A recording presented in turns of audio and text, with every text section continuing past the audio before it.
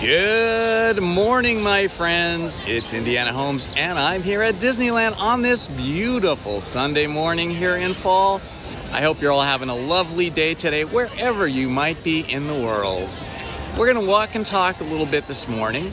I got a little bit of a late start here, and then I got here and the lines to get in were huge, so I had to set my live stream back from 10 o'clock to 10:30, but we got in here and I'm happy to be here. I think it's gonna be a very busy day.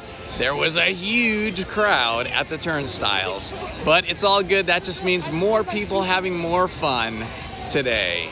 So we're gonna start off with a little walk and talk a little bit about the Disneyland Railroad and Main Street USA. We're gonna start off here at the Disneyland Railroad and talk a little bit about this, because the Disneyland Railroad sort of is the anchor for all of Disneyland, sort of the most important part of Disneyland, at least maybe from Walt's original idea, his original point of view, because he loved railroads so much. So I think it's appropriate we start off the day talking about that.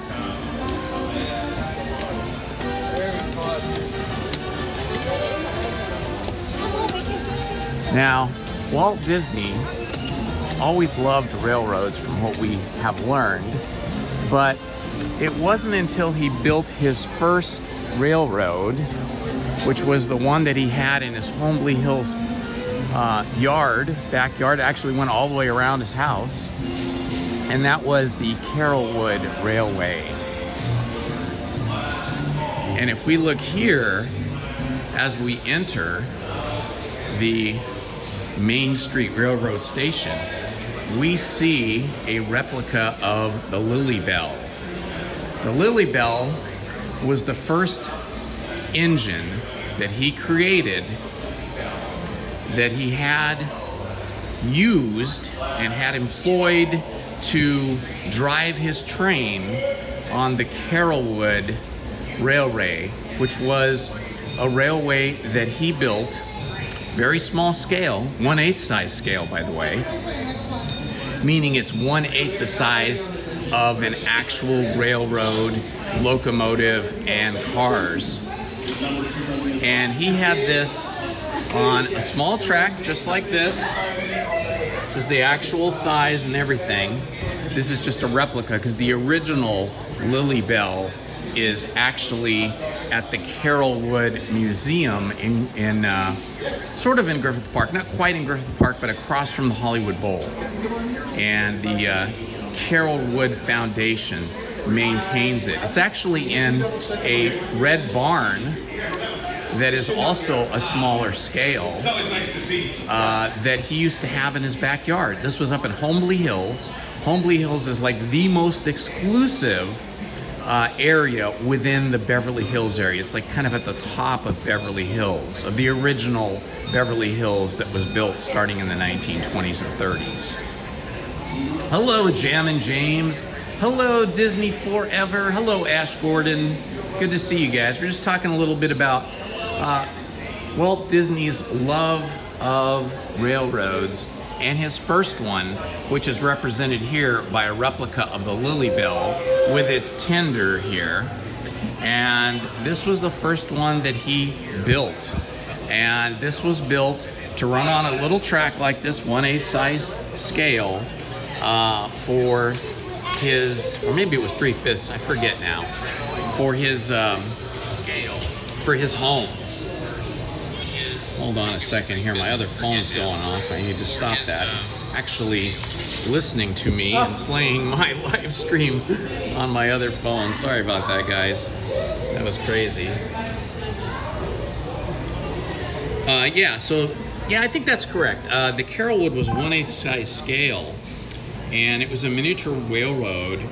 He started operating this at his home in 1950.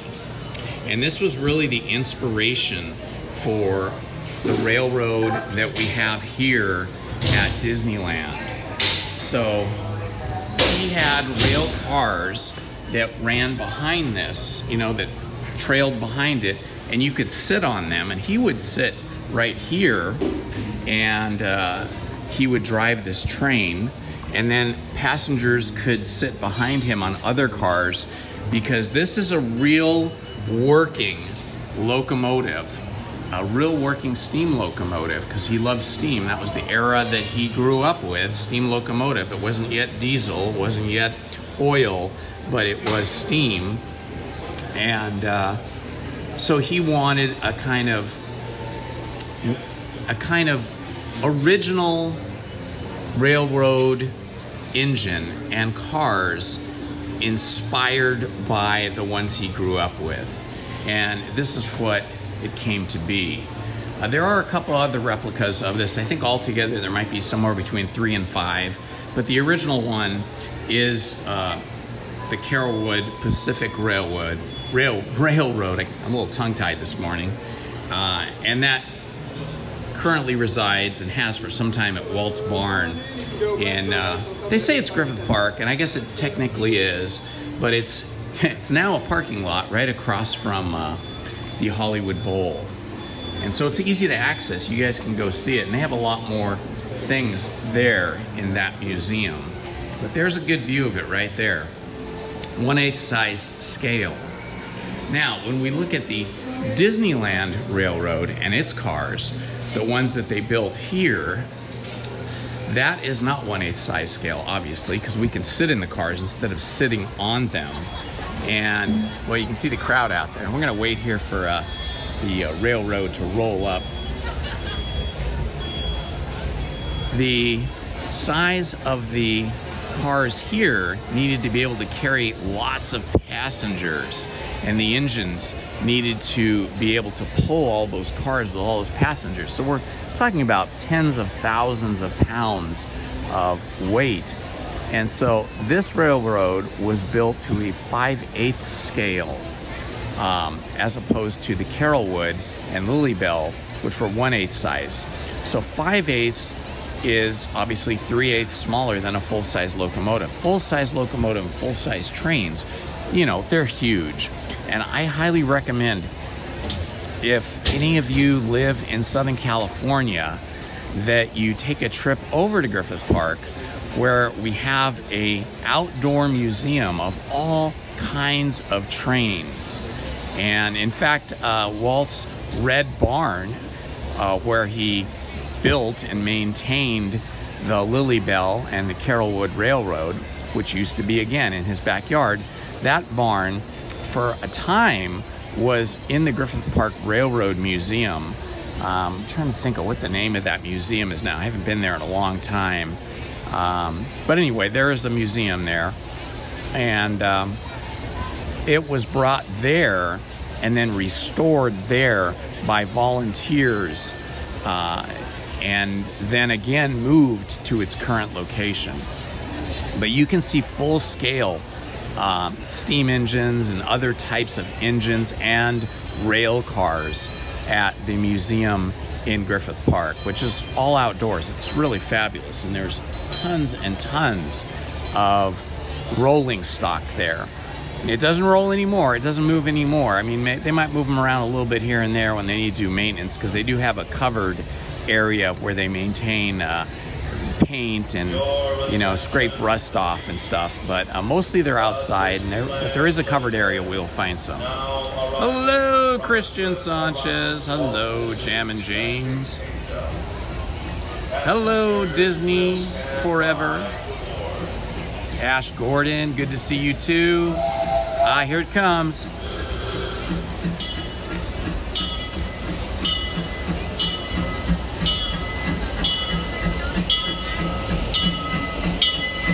You can see this is 5/8 scale. But notice where the engineer sits and the other people in the front engine there. They had to make a little bit of a compromise when they built the engines for the Disneyland Railroad. And that compromise is that while the engines are 5/8 scale, okay, and the rail cars are 5/8 scale, we had to be able to get humans to fit inside the engine as engineers to run the engines. So the back half, the back engine. Which engine is this? Do you know? This is engine 2. The engine number 2? So it'll be engine number 2. Okay, does it have a name associated? So it's EP Ripley. Oh, this is the EP Ripley. Okay, it went by so quick I didn't see. So you'll notice, I'm going to zoom in here. You'll notice here that this part here is human scale. So it's a little larger than the 5/8 scale because they had to be able to get humans in there to actually run the engine. So there's a little bit of a compromise there. Hi. We're not going to board the train right now. I just wanted to show you that. And then of course here we also have something closer to regular full-size human scale. But these cars, the cars that carry the people, are also smaller than actual size. Here's some pictures. Let's see if we can look at these. Some pictures here. There's Walt up there, and there's one of his friends, I'm guessing, and they are working on the Lily Bell. You can see the track here. I think this is at his house here. Yeah, here we are. This is at his house here. If we look at this, he had a little train trestle there too. I know it's not the best quality, but it gives you an idea. That's Walt right there. I think. It's hard to see from where I'm standing. Yeah, that's Walt. I could see that was Walt. Okay, and here they're working on the engine, the Lily Bell. You can see the steam coming out the side. And there's Walt here with his little engineer's cap and some of his employees that were either working on the engine or just admiring it. Here it is again. There's the Lily Bell, and it's tender. The tender is the part in the back. And that is on his little train trestle, and that is again in his backyard in Homely Hills. And here's a good view of the barn. It's a black and white photo, but that barn there is the red barn where he maintained and actually built the Lily Bell. And way up there is Walt leaning outside of the Disneyland Railroad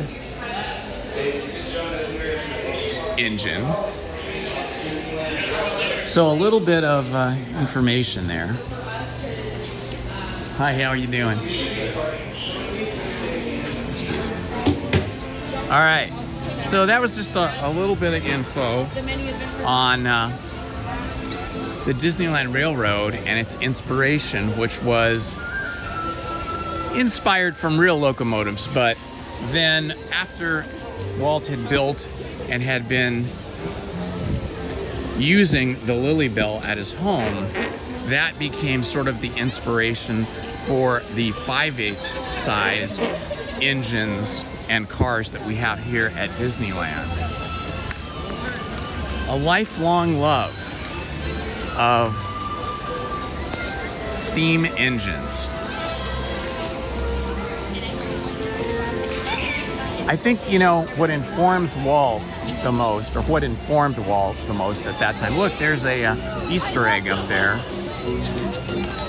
Not from Easter, but just a little Easter egg of a something, some kind of a pumpkin. It's got blue pants and a green top, but it's an orange pumpkin.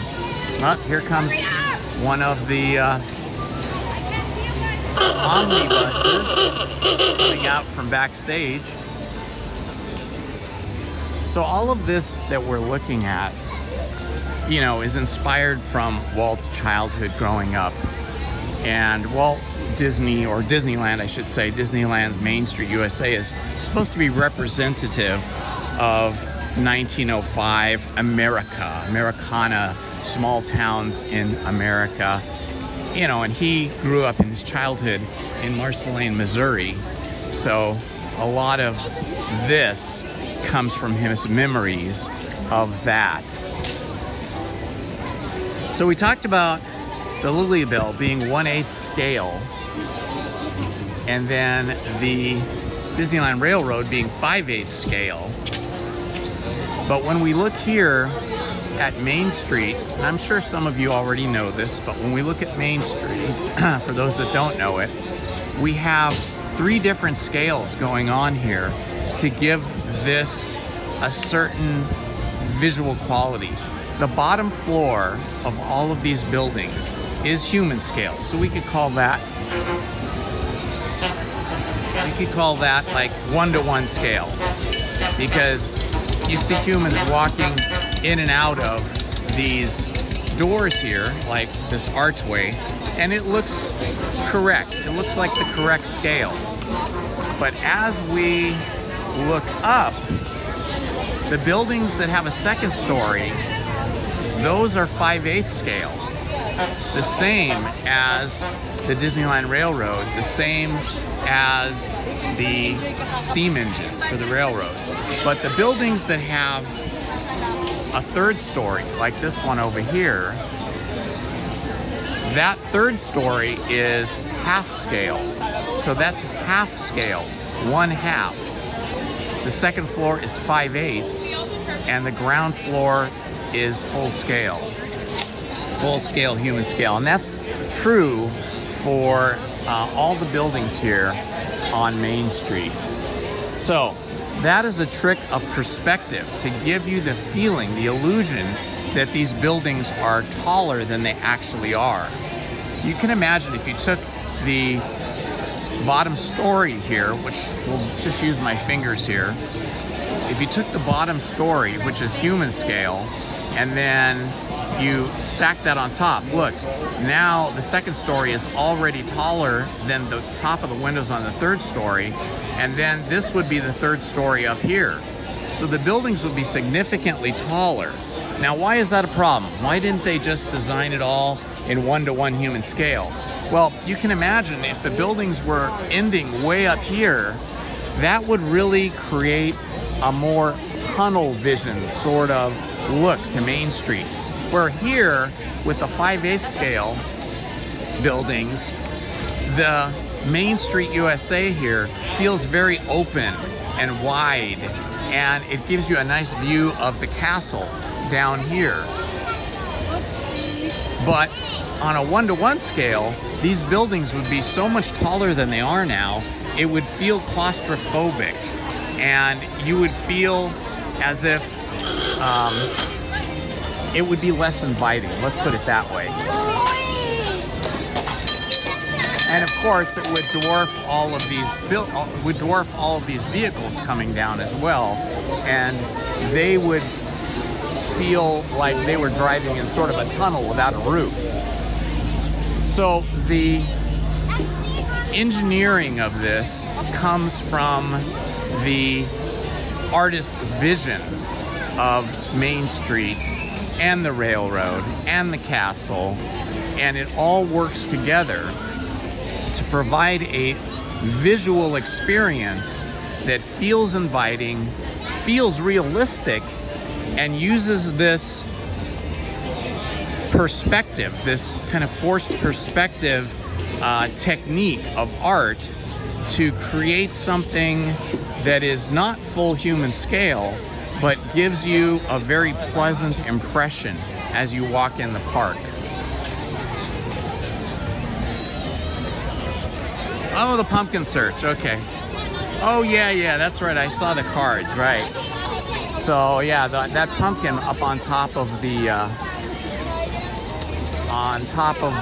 one of the roofs of,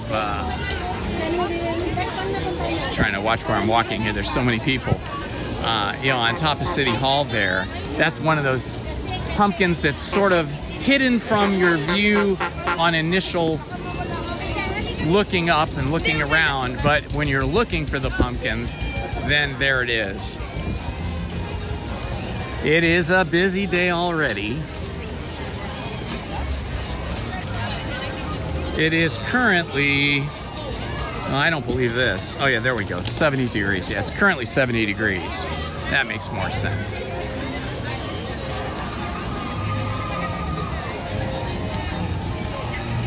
I hope the video transmission to you guys on the live stream looks at least as good as before and hopefully better. I am live streaming for the first time on my brand new iPhone 17 that just arrived yesterday by UPS. And I was able to get it all loaded up with my apps and set up for live streaming. So the main reason I got the iPhone 17 is because it's supposed to have better antennas and better communications processors. And so that was my goal in purchasing this phone, to improve the live streams. Hopefully it does. Better not be worse.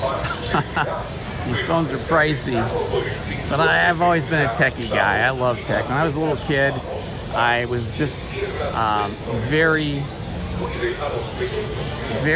interested in cameras and how they worked.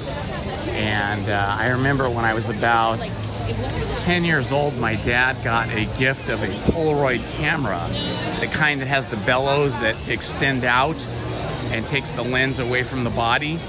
And I remember he got that. He wasn't really a techie guy. He didn't really care about cameras much. I think my mom took most pictures of us as kids, and they didn't even really use their camera that much. But he got this, and he let me experiment around with it. And one day, I decided I had to know how it worked. And I got some screwdrivers and some things, and I took the whole thing apart on my bed. And it only took about maybe 20 or 30 minutes to take it apart. And then once I had it apart, I realized, oh God, I gotta get this back together before Dad gets home from work. And it must have taken me 2.5 or 3 hours to put that thing back together. But I finally did, and it continued to work properly, so I didn't break it. But I was sweating it a little bit as it got closer to 6 p.m. when my dad was coming home. But anyway, that was the beginning of my love affair with photography. I've always loved photography, and then later film, and then later videography. And that's kind of one of the reasons why I do what I do here, is I love having a camera in my hand. In this case, it's a cell phone. I just love being able to capture images. Still photography wise, I love photographing people. Not so much like street photography. I'm not really into that. I like photographing people in portraits. That's always been my favorite thing. Portraits or fashion modeling kind of stuff. When I was younger, I photographed a lot of models, a lot of young actresses and actors. And then later on in college, professionalized my love of photography and actually studied photography and film, and became a commercial photographer. And then later, much later, when I went back to school and got a teaching degree, I became a film professor and taught my students how to make films.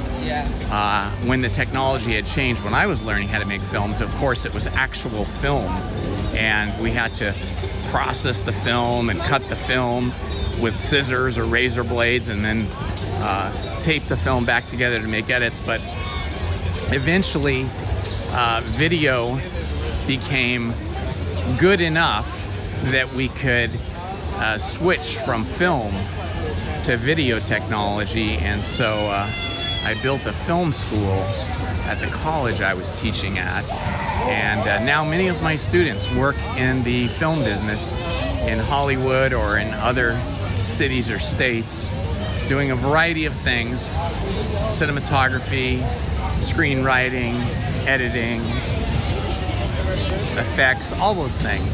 So it's been that love of the camera really that has driven me forward into what I'm doing today. I'm just walking and talking here, looking at the lines. They're pretty busy today. So I'll probably just do single rider stuff initially here, because I don't want to wait in these giant lines. Let's go see what the Haunted Mansion looks like. I know there's no single rider, but we can check it out. The weather's gorgeous here, but they say it's going to start raining here in Southern California late Monday night or early Tuesday morning, and then it is supposed to continue to rain on Tuesday and clearing up by Wednesday. I'll be back in the park live streaming on Wednesday, and hopefully again on Friday. I think I have a reservation for Friday.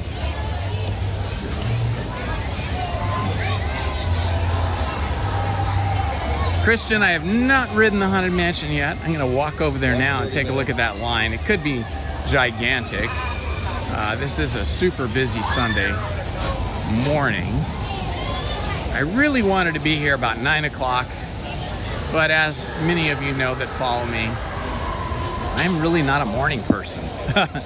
I like to sleep, even though I got up at 6:30 in the morning. I'm one of those people who, before 9 o'clock, you really shouldn't even try to talk to me or talk in my vicinity or turn up the TV or the radio too loud, because I kind of have a process. I like to wake up slowly. I like to read for 2 or 3 hours and then take a shower and get ready. So it is an effort for me to get here by 9 o'clock, or for example, when I rope drop, there goes the monorail, or when I rope drop to get up, I usually have to, if I'm gonna rope drop, I usually have to get up at 5:30 and then really rush myself to try to get here by 8 o'clock.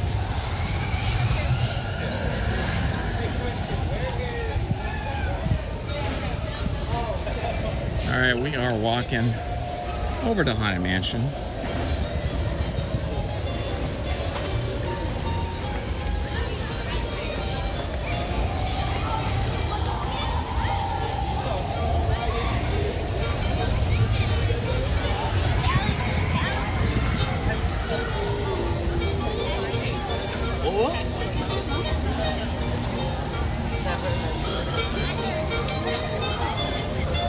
We were just walking underneath the monorail there, so a few facts about the monorail.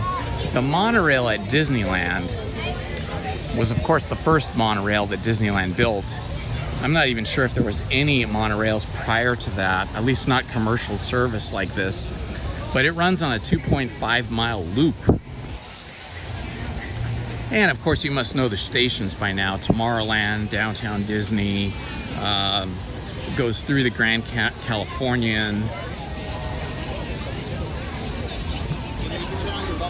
and probably the Tomorrowland is the, well, I don't know, the Tomorrowland and the Downtown Disney are both pretty big stations.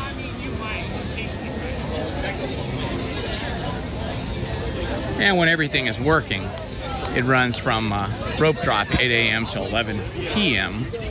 By the way, if you haven't heard, Disneyland, which used to close at midnight, is now closing at 11 p.m. on most nights. So that last hour of time in the park where you could basically walk on lots of rides is now no longer 11 to midnight, but 10 to 11 p.m. which means that everything will be a little bit busier. Beautiful shot of the castle. Hi, how are you? Wow, one thing I noticed here on this new phone, on this iPhone 17, and this is the other reason why I bought the phone, is the screen is super bright, like 3 times brighter, they say, than my iPhone 15. And boy, I can really tell the difference here. Like, I was always struggling to read the chat on iPhone 15, but now that I'm on the 17, boy, I can really see the chat and everything else so clearly. It's amazing. Loving it.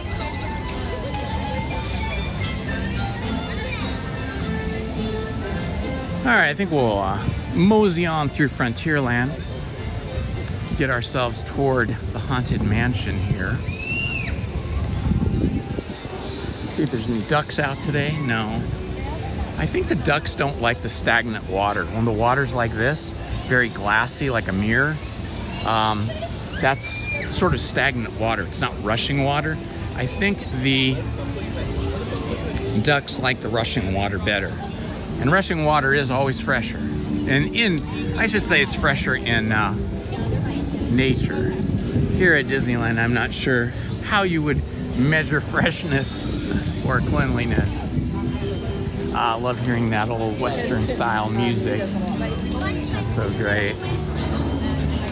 The other thing I could say about this phone is it does feel a little bit heavier than my iPhone 15. It's interesting.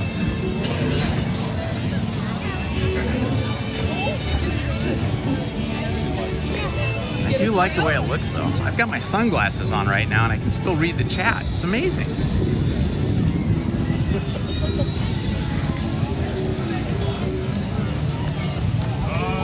Ah, there's the Mark Twain.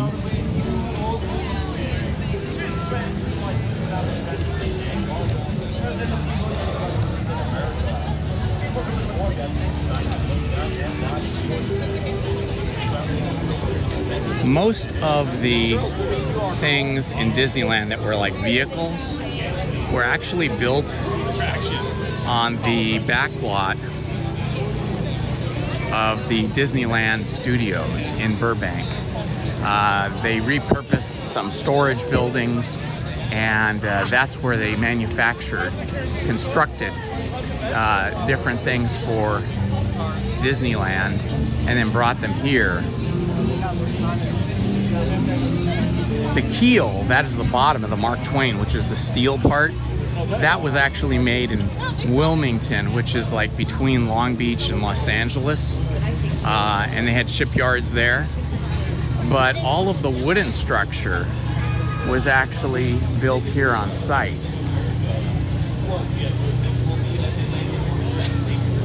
And there's a lot more to it than just the wooden structure, but it was built here on site. But for example, those cars that you saw on Main Street, and the little cars like in Mr. Toad's Wild Ride, those were all built at the Disneyland studio.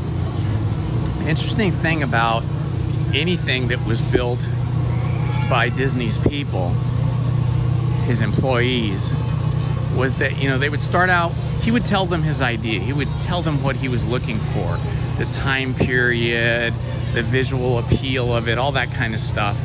And then his Disney artists would sketch things up, and then he would find one of the sketches that he approved of, that he liked, and then he'd give it over to his model shop to start building a model. This is very similar to real automotive manufacturing. In automotive manufacturing, nowadays, the cars start out maybe in pencil and paper very roughly, but then are quickly after that rendered super realistically on computers. Well, they didn't have computers back then, so everything was hand-drawn. And then from that, once the design was approved by Walt, they would then give it to the engineers to do blueprint drawings. And from blueprint drawings, you could actually build the cars, or whatever it was that you were building. Cars, rail cars, train cars, automobiles, whatever. But Walt was always wary of building anything strictly from blueprints. So he always felt like blueprints could lie to you. You could think it's going to turn out one way and turn out another way. So it was very important for him that they had a model shop where they could build scale models of the drawings of vehicles and other things, and then eventually get them to maybe 3/5 or 5/8 scale, or 3/8 scale, or 5/8 scale. And then after they had the models and those looked correct, or they made adjustments to it so that it would please him, then they would be manufactured. But all those models were originally made in-house. And the original model factory, I shouldn't say factory, but the original model shop, better way to say it, at Disneyland's studio in Burbank was actually a rail car. It was actually a rail car, an old beat-up rail car, because Walt collected a lot of railroad machines and cars and memorabilia. So just trying to see where the line is here. He had an old beat-up railroad car. I mean, a full-size one, not a 5/8 or something he built. It was an actual rail car, and it was just sort of on the back lot. I don't know if they ever used it for a movie or anything as a prop, but that became the first model shop. And the artists that worked in the model shop building scale models of things like Mr. Toad's Wild Ride, I should say, like the Mr. Toad's cars, or other vehicles.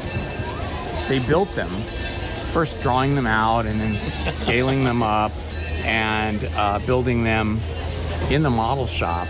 But it was a really dirty, dusty, kind of funky environment from everything I've read, and not the best place to be building stuff. But that's what they did. They worked with what they had. And Walt, it was said, would often visit this old rail car where the modelers were when he'd had enough of the studio business, dealing with budgets and dealing with all the distributors and his animators and everything. When he'd gotten to a point of like frustration, exhaustion, or just needed a break, he would often tell his secretary, "I'm going for a walk down to the model shop." And he'd go down to the model shop and just poke around and look at everything. And the people that worked in the model shop said when Walt was in the model shop, he was like a little boy, like a little kid. He loved looking at everything. Like every few days he would want to come in and he would want to examine stuff and pick it up almost like they were toys.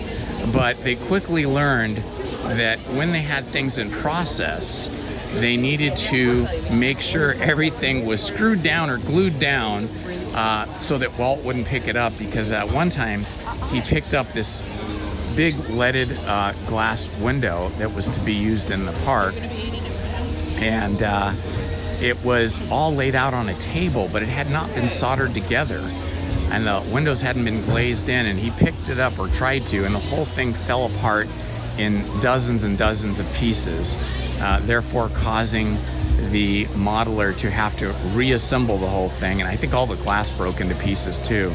So from that point on, they learned that, you know, they needed to make sure things were really secure and to kind of watch over Walt and warn him not to pick up certain things. But I just think it was wonderful that he took such a, you know, almost childlike interest in all of the things being built and made at his studio, whether it was for his films, his animated films, his live action films, or elements that were being built for Disneyland. Hello, Luis Reyes, good to see you.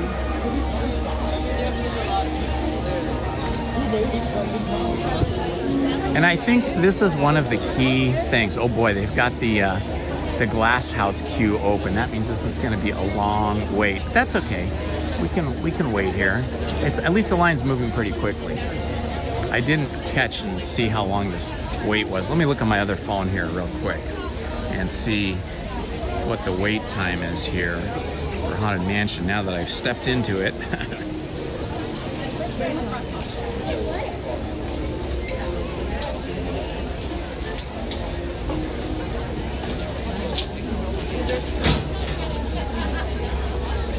The other phone is not happy. There we go.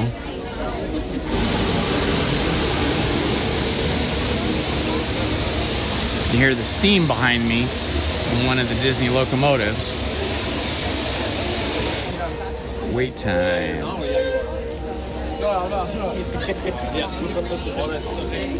Haunted Mansion, oh my gosh, 75 minutes. Well, hopefully we won't be in line for 75 minutes. That's a long time. But we're moving through. I just can't get enough of the Haunted Mansion myself. And you got to commit to something. When you're here, even on a busy day, you got to commit to some ride and stand in line for that ride. So I am here.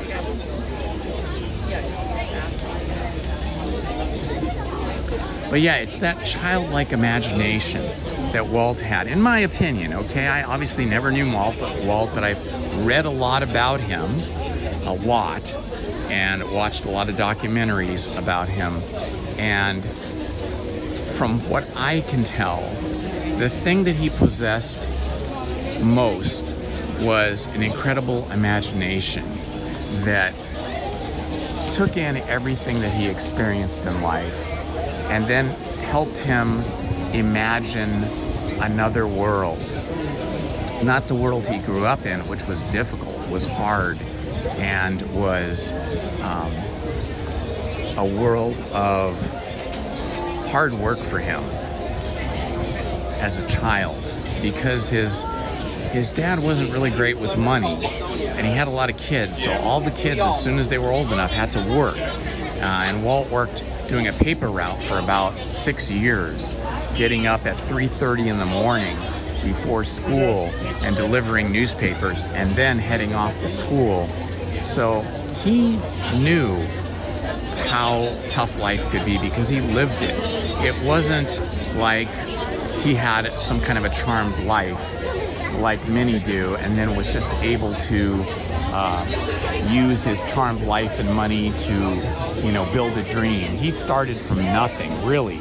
He and Roy started from nothing, and it was just hard work and imagination and the quality to stick with something even when no one else supported your dream, even when no one else believed what your imagination was dreaming up.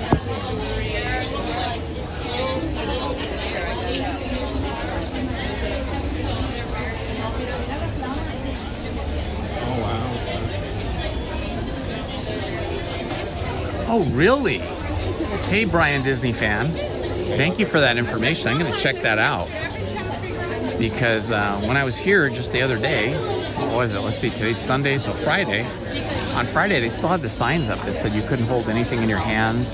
And, you know, essentially that meant no live streaming. So I'll go check that out because that is one of my favorite rides. Anything with a railroad. I think Walt would have loved Mickey and Minnie's Runaway Railroad. The idea of his beloved mode of transportation, a railroad, and his beloved creations of Mickey and Minnie and Goofy. I think it would have just probably blown him away if he could come back for a day and see the melding of the railroad with Mickey, because that has sort of a direct connection all the way back to Steamboat Willie, which is what really made his studio blow up and become super popular, having Steamboat Willie and then live, sound cartoons, sound synced cartoons. So this particular queue, we're going through these doors right here. This particular queue is the, oh my gosh, we're gonna go outside. Oh my gosh, I've never seen the queue do this. Oh my gosh, I mean, I've seen it, but I've never done it. So this is the glass canopied greenhouse queue that they only open up on super busy days. But usually we make a turn right here, and then we go back the other way and make you know, a few laps back and forth. But when it's super busy, they open these gates here, and then the queue goes out into Magnolia Park, which is the park, more like a plaza, but they call it Magnolia Park, which is between Tiana's Bayou Adventure there and a Haunted Mansion here. So this means this is the busiest day I've seen so far in 2026, because in 2026 I have not yet had to go outside of the main walled queue, Madame Leota's garden, and then go into the greenhouse queue and then out of the greenhouse queue into Magnolia Park. So yeah, this is the busiest I've ever seen it then. So then that 75 minutes is probably pretty accurate. Speaking of the Disneyland Railroad, there it goes.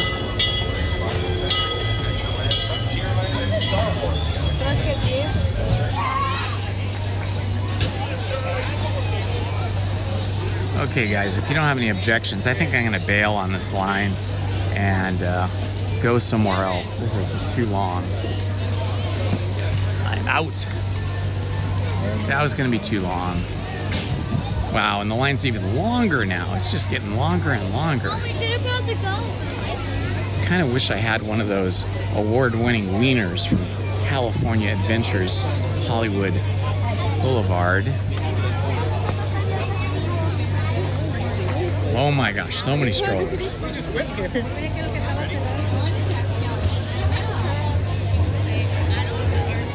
Yeah, they're showing the line for Haunted Mansion at 55 minutes, but it's definitely longer than that. All right, well, that's okay. We've been on Haunted Mansion many times, and we'll be on it many times again in the future.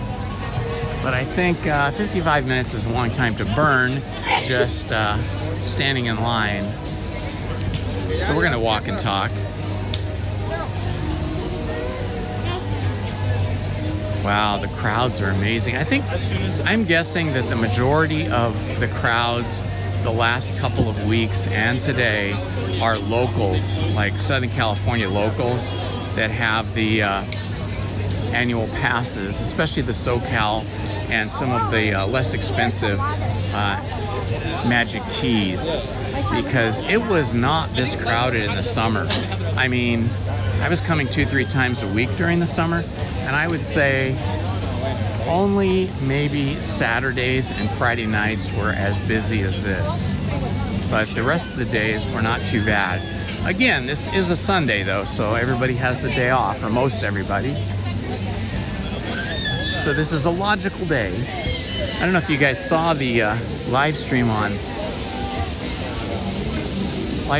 Friday, but on Friday I got evacuated off of Tiana's Bayou Adventure just before we went up the ramp on the inside to come down this particular drop. Just before we went up the ramp, the ride broke down and they had to evacuate us. There must have been a total of, I'd say there was about 4 log boats in front of me and probably 3 or 4 behind me. Oh, it just broke down again, just like it did on Friday. It just broke. Did you hear the announcement? Yeah, so we got evacuated and we went backstage to get out. So if you want to see what backstage looks like, some of the backstage anyway, the part that the public never gets to see, check my live stream from Friday, and you'll see at the end of the Tiana's Bayou Adventure ride, the last bit when I get stuck before we go up the ramp, you'll see us get evacuated off, and then you'll get to see, because I was live streaming, you'll get to see what the back side of all of that mountain looks like. It's all rebar and spray cement, like they sprayed it with big hoses. And it's just wild to see all that. And then to see the giant pumps and all the water running back there, and some of the, like, I guess they're like holding tanks made of concrete, you know, with tops open. There's no tops on them, that holds all the water. It was pretty incredible. It was fun to see it. Hello, Main Street Paul. Boy, it's a good thing you're not here today. I'm glad you were here with me last Sunday, because it is slamma-jamma super busy today. Oh look, here we go. One of my favorite things is seeing these Davy Crockett canoes, these super big, super long canoes on the rivers of America here at Disneyland with Tom Sawyer Island across the way. I don't think there are really any canoes this big anywhere in the world. I don't think there ever was. I think these are probably the biggest canoes ever made. I'm guessing maybe there was bigger ones. Maybe there were some type of rowing boats made by the Romans or the Vikings that were as big or bigger than this. But certainly I've never seen canoes this big that you could rent or expedition on or buy or build yourself. Seriously, my friends, this is it. The entire ride. How's the live stream quality here, Main Street Paul? I'm using a new cell phone, so my hope is that the broadcast quality is better. Hopefully less laggy and less glitchy, although a lot of that is the result excuse me, the result of the cellular towers themselves and how hard they're working to connect with everybody's cell phones. I know, he's a cat outside. All right, we're walking up this way. We're eventually going to work our way over to Mickey and Minnie's Runaway Railroad.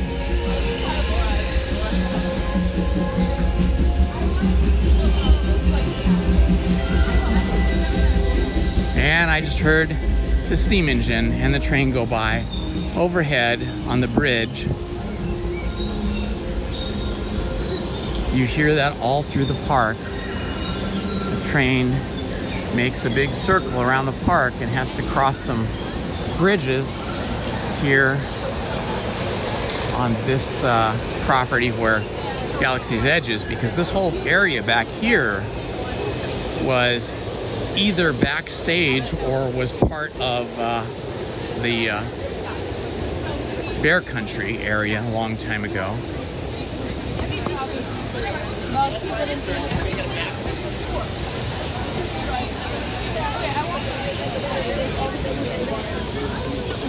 All right, walking through.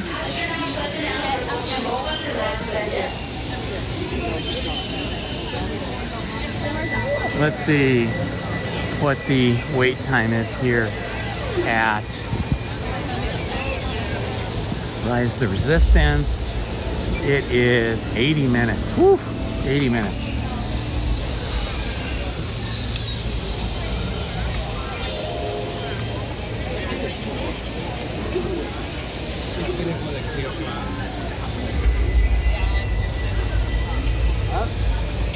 I am going to have to get up at 5 a.m. to get here for rope drop next weekend when we take my brother-in-law and sister-in-law to Disneyland, because they haven't been here in years and they're just going to be here for one day, and we want to try to get them on as many attractions as possible. So we're going to have to be here before rope drop the park, and then we're going to have to do something we never do, which is buy Lightning Lane passes so they can try to get as many experiences in as possible.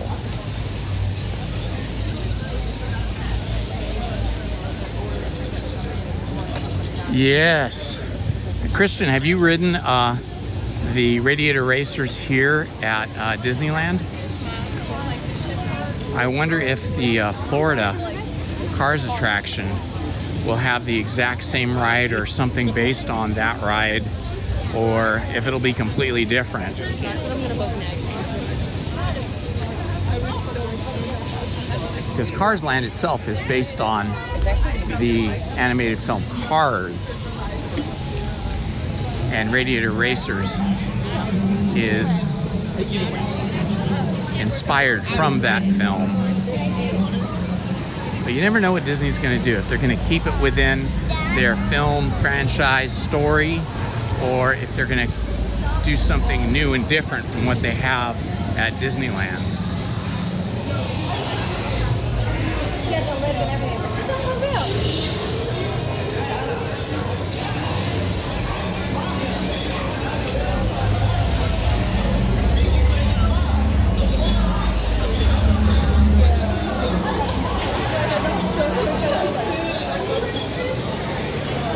All right, we're working through the marketplace at Galaxy's Edge.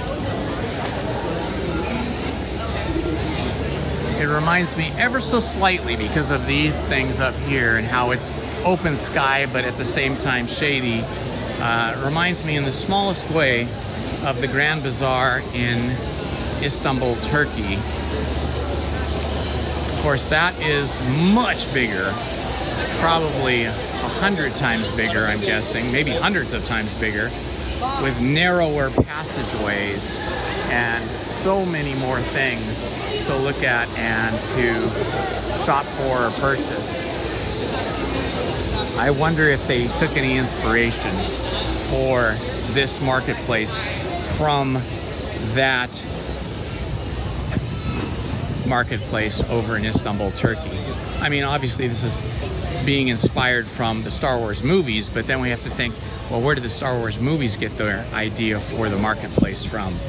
I don't think it was from like local swap meets. I'm guessing it was from some type of ancient, old, classic marketplace like the Grand Bazaar in Istanbul.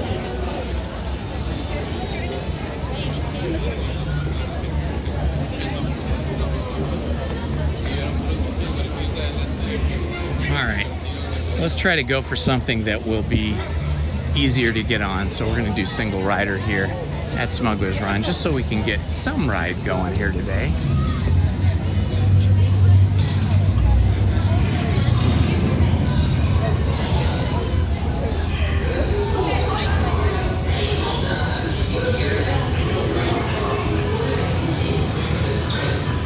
All right, this will be this is much better than having to wait in that giant line there for Haunted Mansion. We'll have more success getting on a ride here in a much quicker fashion, and we get to enjoy this nice cold hallway. Hi.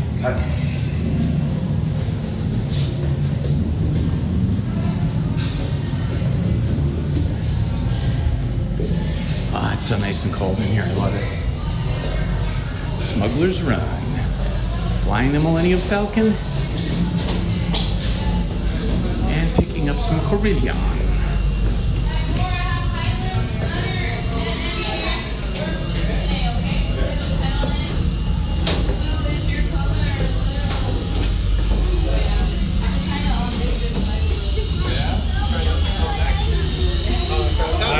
One. Just one, all right. Wait for me right there. No worries. I'm all good. My four, right? My four. Come on in and send the circle. All right, my four. I have 2 pilots up in the front, 2 gunners in the middle, and we got some engineers. Pink is our assigned color today, okay, guys? Pink all the way inside. Don't forget pink, okay? Happy birthday. Hello, Mickey Stein. Good to see you, my friend. Welcome. This is Indiana Holmes reporting to you from Smuggler's Run in Galaxy's Edge at Disneyland. Alrighty. Another gunner Just 2 back there. and 2 engineers. Green is your color today, okay? All the way inside. Let them know Awesome. your color is green today. Thank you. If you're new to the channel, please like, subscribe, and hit that notifications button. We are just a few people short of 2,000 subscribers. I would love to hit 2,000 subscribers today.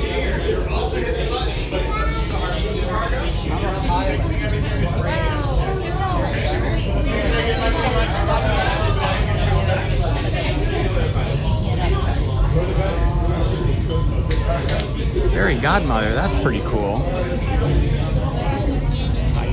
Hey guys. How we doing? Doing good. I hope you guys are good pilots. We gotta get that coaxium. We need 2 containers of coaxium. Pilots in the front. Excited. have you flown here before? It's my first time. Oh, you're gonna love it. It's so great. We've been here. Okay.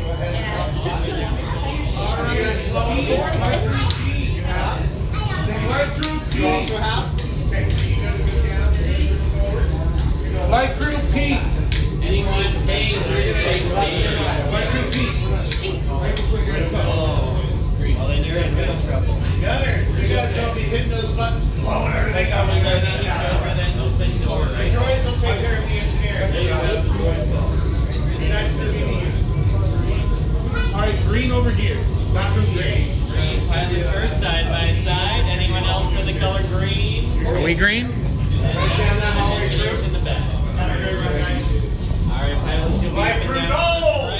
Gunners will be shooting and engineers will be pushing and flashing. Got it. Do you want to be an engineer? I was like, All the way down. Come on in, guys.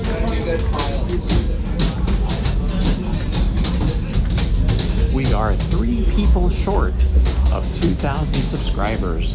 Let's see if we can hit 2,000 today. Nothing to be afraid of yet. Just kidding. A brand new flight crew. Good luck to you all. You might need it. Today's flight takes you to the planet Corellia. You will be intercepting a first-order train shipment of coaxium. Gunners, you clear the path. Pilots, line up behind the train. And engineers, you harpoon that precious cargo. All right, into the cockpit. I hope you are ready, my friends, but to be sure, I will be coming along with you.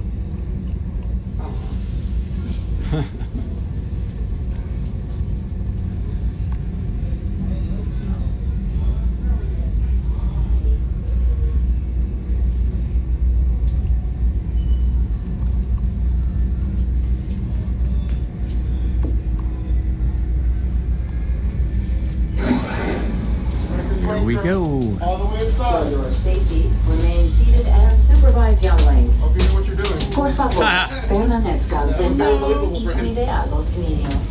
Gracias. All right, crew, make sure cargo goes by your feet, then seatbelts.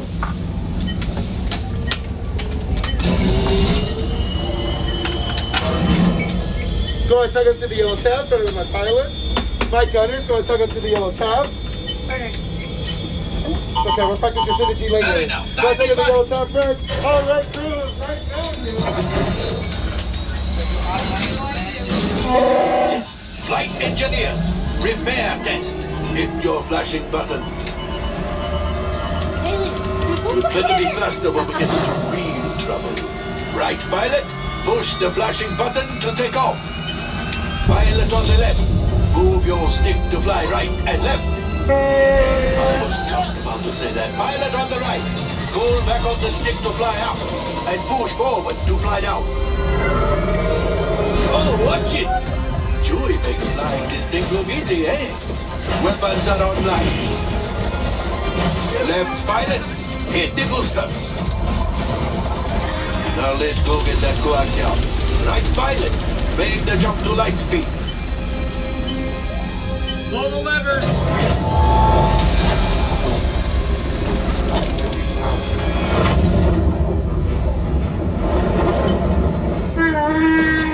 Oh, there's the train.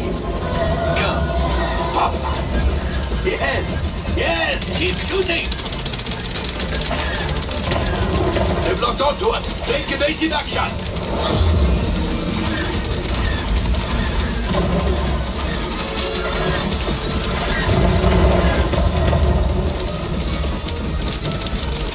Ah, there it is. After that train. Flight engineers, fire the harpoons. Excellent. Now, gunners, shoot the cargo free. Left pilot, brakes. Well, my friends, that could have been much worse. Okay, it's much worse.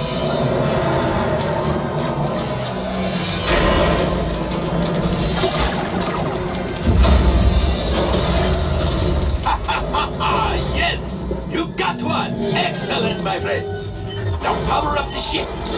Well, I grab the coaxium. You see, just as I promised, my friend. Come on, let's get another container of coaxium. Yeah. Pilots, line up behind the train so we can harpoon that last car. Flight engineers, fire the harpoons and reel us in. Gunners, shoot the train. Engineers, reel us closer. The cargo's bringing. Keep shooting. Good job, my friends. Yes, yes, yes. We got the coaxium. I will grab it. You keep after the train. A gunship? Oh, that's ridiculous. Things are getting too hot. We've got to get out of here. Yes. A distraction! Fire the missiles at the train! Hurry!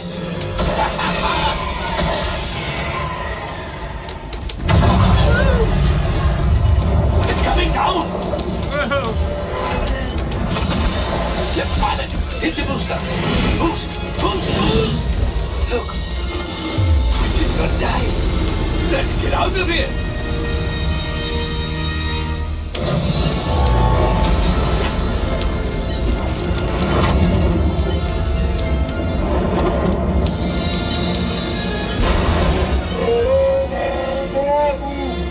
Yes, Chewie will pilot us in remotely. You retrieve 2 containers of coaxium. This will greatly help the resistance. You have heard the First Order and made Chewie proud. Now, after my modest profit, your cut minus what you owe me for damaging the Falcon is, hey, not bad.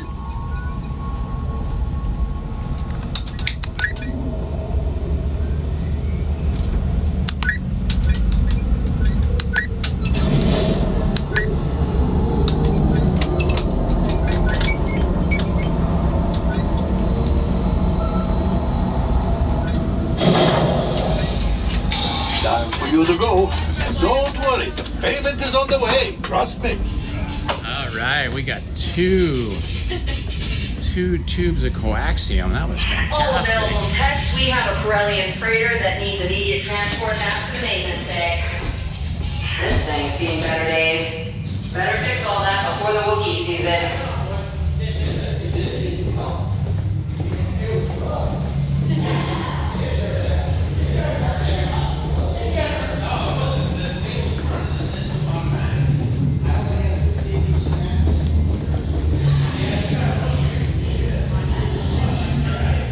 All right, 2 coaxium recovered. That is a win-win-win. We got a good crew today.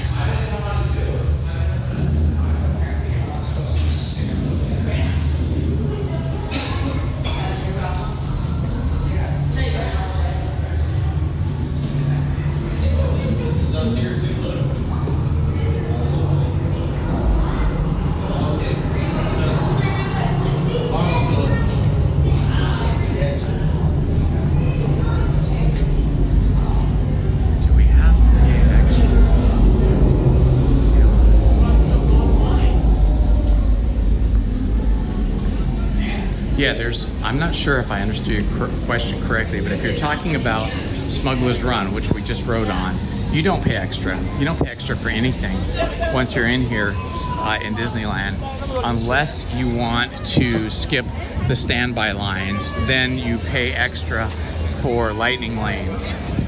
Lightning lane passes cost $29.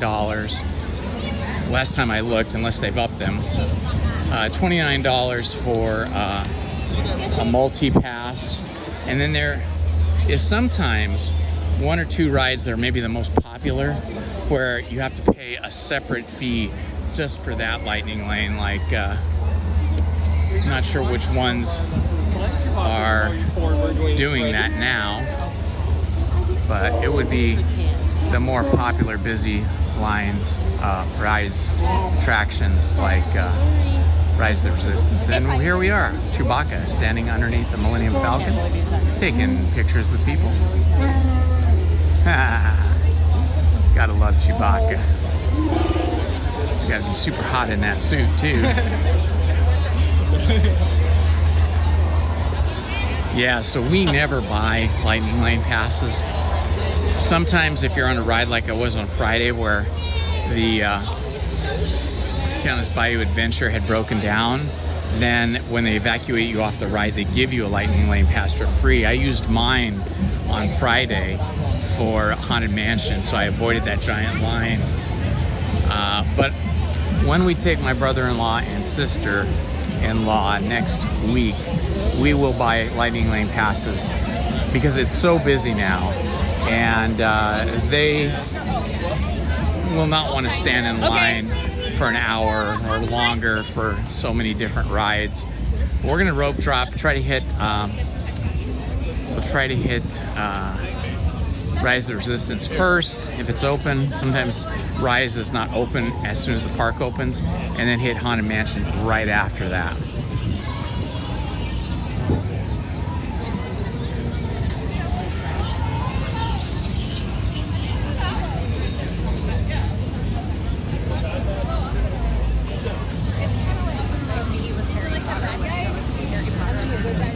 I am getting a little peckish here, a little hungry.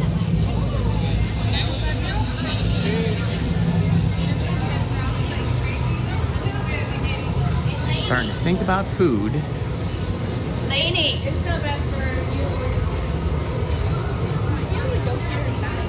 you. Wow, I am loving the brightness on this new phone. It is definitely 3 times brighter than my old phone. I can actually see the chat and see what I'm looking at on the screen in bright daylight.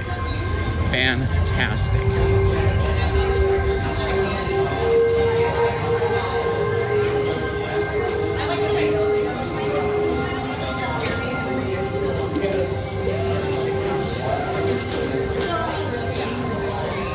Thank you for the baseball update. I always appreciate that.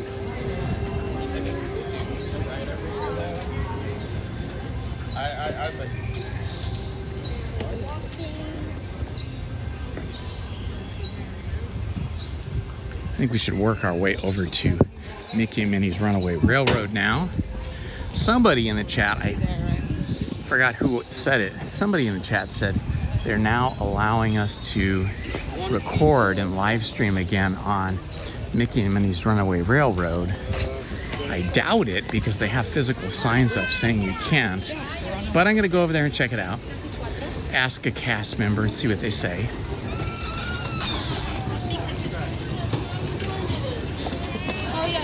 It is tempting to stop here and get some food at the Red Rose Cafe.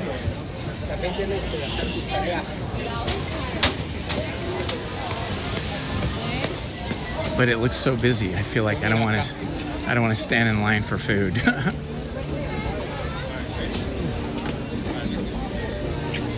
Yeah, here you can see right here the walls in front of us. This is the Casey Jr. Circus train, and this is still walled off.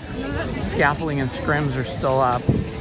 So I feel like they may have finished working on Storybook Line canals, but the railroad above the canals looks like it is still in a lot of construction. Look at this.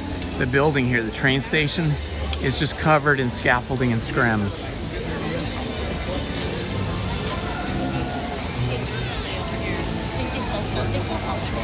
Woohoo! Here we go.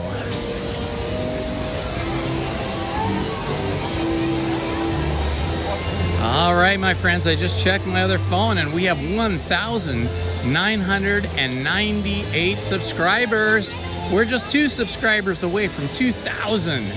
Who will be the 2,000th subscriber? That is the question. Mr. Toad's Wild Ride here is the attraction that had the first ride cars that look like cars made by the model shop at the Disneyland Studios.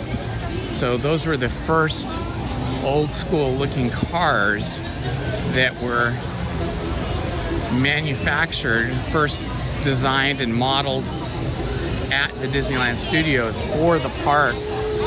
So that was the first automobile type vehicle for a ride that was designed and built out as a model for Walt's approval. And of course, if you don't know, Mr. Toad and Mr. Toad's Wild Ride was inspired by the book The Wind in the Willows. Mr. Toad is not the only character in that particular ride, in that particular book, but he is definitely one of the important characters because he's a super wealthy guy who's obsessed with automobiles to the point of stealing automobiles that strike his fancy and then racing them around dangerously. He's not the best of drivers, and getting speeding tickets and getting into accidents, driving cars into ditches. He was just crazy about cars and did not have the greatest skill. He would crash a car and then just steal another one. So Mr. Toad was running from the law a lot of the time in the book The Wind and the Willows.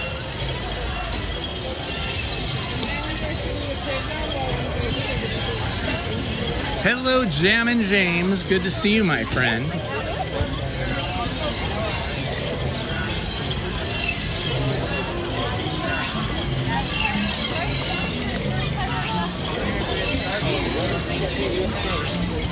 All right, we're gonna walk up here into Toontown and find out if they have in fact still kept us from live streaming or filming on the ride, or if they have rescinded that rule.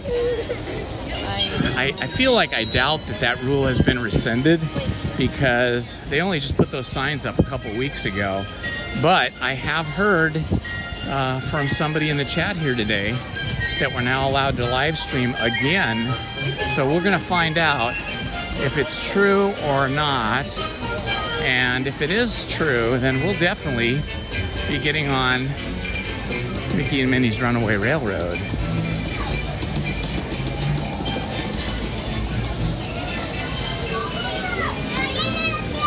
And going under the railroad bridge that cuts through Fantasyland and Toontown. It kind of separates Toontown from Fantasyland. On one side of the bridge is Toontown, the other side of the bridge is Small World and Storybook Land, both of which are in Fantasyland.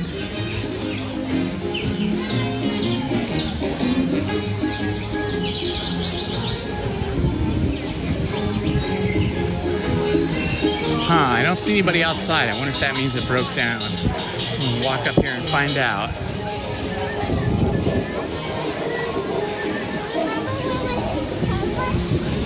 Oh, looks like people are walking in.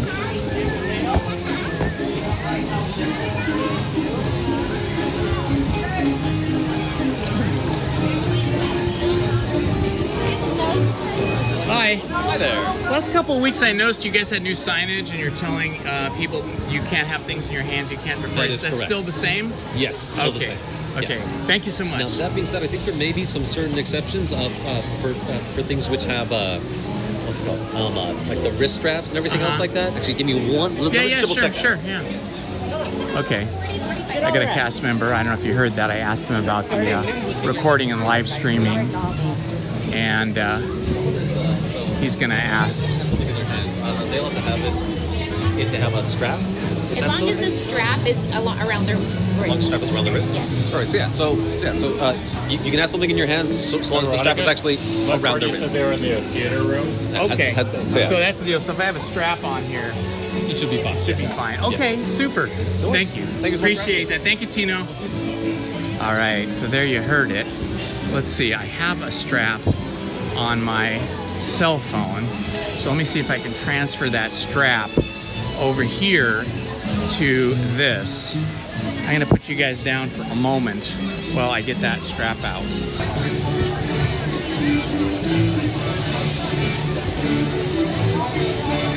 Hi, how are you? Thank you.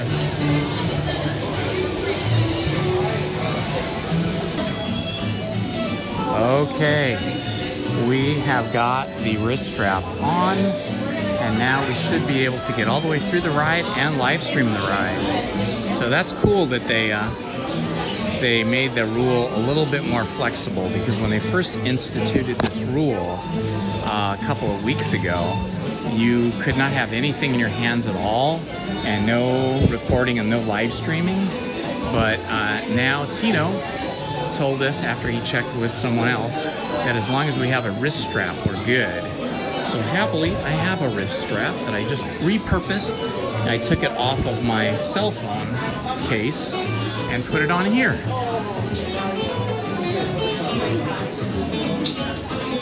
What happened in chapters 1 and 2? Christian, are you talking about the Great Gatsby?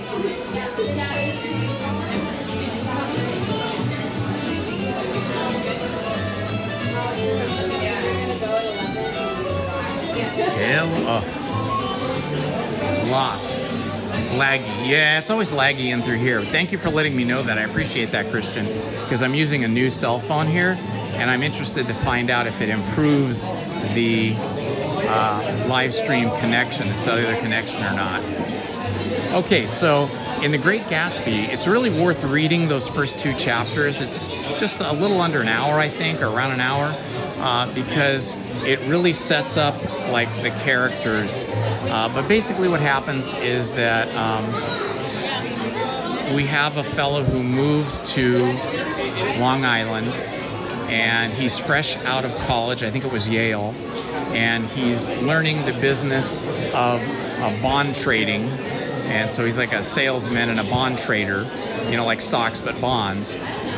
So he doesn't have a lot of money because he's fresh out of college. So he rents a kind of rundown, dilapidated, broken down old home on Long Island. And on either side of him, he's flanked by 2 mansions. And one of those mansions belongs to Jay Gatsby. He doesn't meet Jay Gatsby until really, I think, the end of chapter 2 or the beginning of chapter 3. So chapters 1 and 2 are kind of all set up, kind of describing the kind of people that live in West Egg and East Egg, which are the sort of towns on Long Island where the wealthy people live. And just kind of introduces you to characters, and you learn a little bit about the narrator. I think it's well worth listening to. But the meat of what becomes the rest of the story is in chapters 3, 4, 5, and 6. If you guys don't know what we're talking about, I have a second channel, and it's titled, the second channel name is Story Time with Indiana Holmes.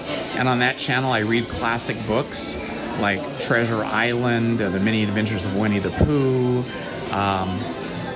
Dr. Moreau, the Island of Dr. Moreau, Frankenstein, Dracula, a lot of books, and we're currently reading The Great Gatsby. So if you guys want to check that out, that's a relatively new channel. I only have about 100 subscribers on it, and it's sort of like a book club where you listen to me and watch me read chapters and books, and I release those chapters 5 nights a week, Monday, Tuesday, Wednesday, Thursday, and Friday at 6 p.m. So it's usually about an hour, slightly less or slightly more depending on where a chapter ends, and then you get to hear me do my reading impression of these classic books. All right, we have 1,998 subscribers on this channel. Who will be the 2,000th subscriber? If you're new to the channel, please like and subscribe and hit that notifications button so you don't miss any of our content. I live stream at Disneyland Wednesday, Friday, and Sunday. Although next Sunday I won't be able to live stream because we're taking family members to Disneyland, and we're just going to focus all our attention on them.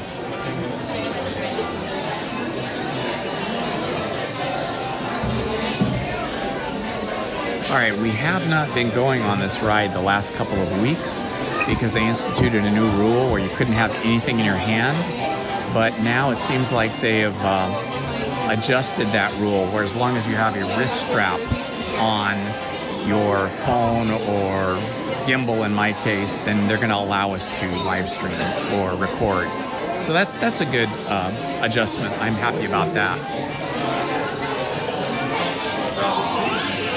We still laggy here, Christian, or not so much?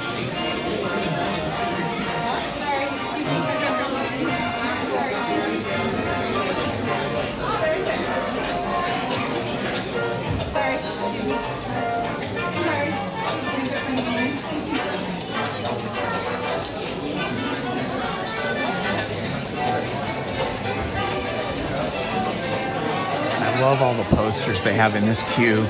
They're all like made up movies that like Mickey supposedly starred in. Most of them are just made up, but some of them are real. And then these are the props. Prop plane here, and then different props from different movies that represent props that were in different animated films he was in.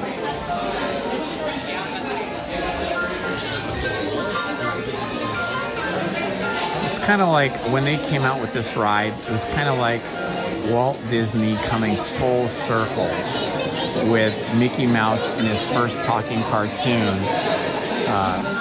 Steamboat Willie, Walt's love of trains, and Mickey being really catapulted into super fame with his first talkie film, and then now this ride kind of marrying Walt's love of trains with Mickey Mouse and his backstory, his back catalog, I should say, of cartoons, beginning with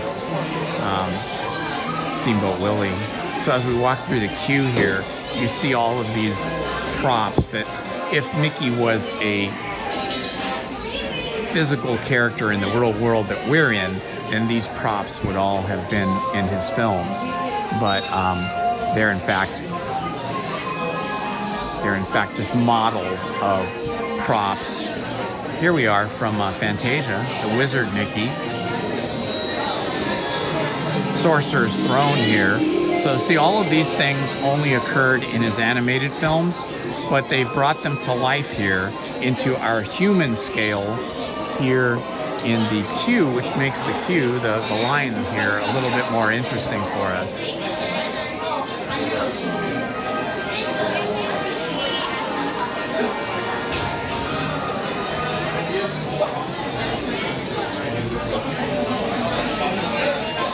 I love how the airplane looks like a toy airplane with the big white tires, and there's even a patch on the tire on the far right there, and then a little wooden, looks like 2-cylinder engine. It's pretty neat. A simple little prop and single winged airplane.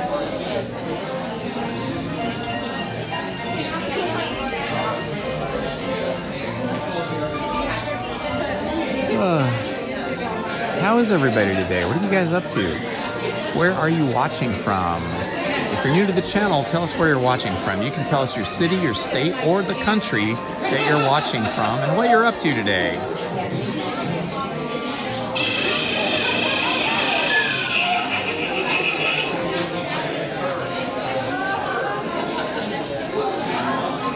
Temperature is currently 74 degrees in Anaheim, so started out about 64 degrees this morning, early this morning, and then has steadily increased in temperature. I think it's going to top out at around 78 today.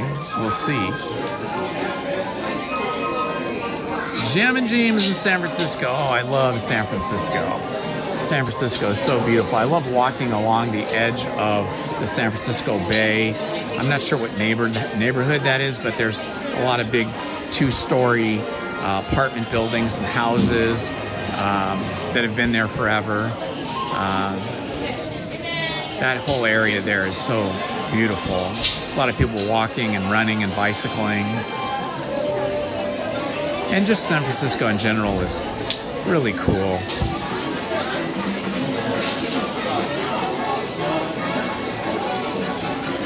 The only thing about San Francisco that is a little off-putting is it's a lot colder than Southern California. I think if you're born in a cooler climate like San Francisco or some other cooler climate, then it doesn't bother you at all. But if you grew up in Southern California like Lizzie and I did, we're used to much warmer, drier weather. So we really only go to San Francisco in late spring and summer, sometimes early fall. This is Mickey's birthday party cake. This is a prop cake. It is not real. These are all just creations of things that were in his animated films and then made physical here, and they're pretend props.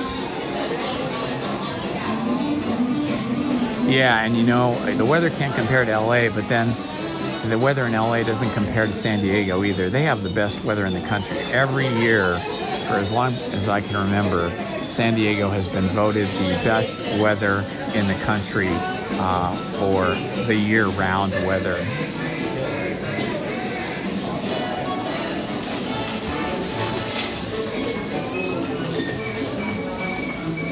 There's Walt's Mickey Mouse in Candy Caddy, a comedy that's on par with the best. How fun is that?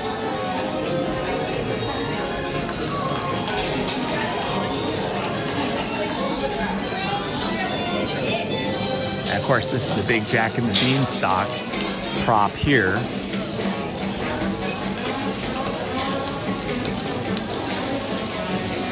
The Magic Bean Box. This prop is from Mickey and the Beanstalk. Very neat.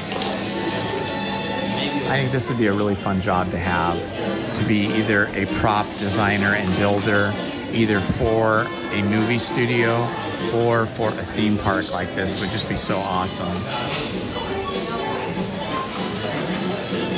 Those early Disney employees that worked for WED, which is Walter Elias Disney, which is the company that he formed separate from the Walt Disney Studios. So Walt Disney Studios never owned Disneyland.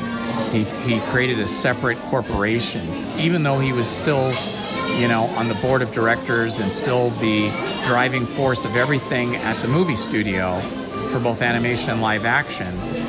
He wanted to make sure that he had complete and total control over the design and construction and working business of Disneyland. So he formed another company called W.E.D., WED, which is Walter Elias Disney, which is his name. So those first employees that went to work for WED, he mostly kind of handpicked them out of the studio, cherry-picked them out of the studio, and said, "You're going to work for me now over here at WED." And many of those people were artists or craftsmen, or they worked in the prop shops, and he had them building stuff for Disneyland, either here at Disneyland, at the Opera House. The Opera House was the first building created for Disneyland, and that was created so that they would have a place where they could have a like a lumber yard and wood shop, essentially to start building a lot of the things that they needed for the park, whether it was vehicles or whether it was you know, facades, different things they were going to make out of wood and steel.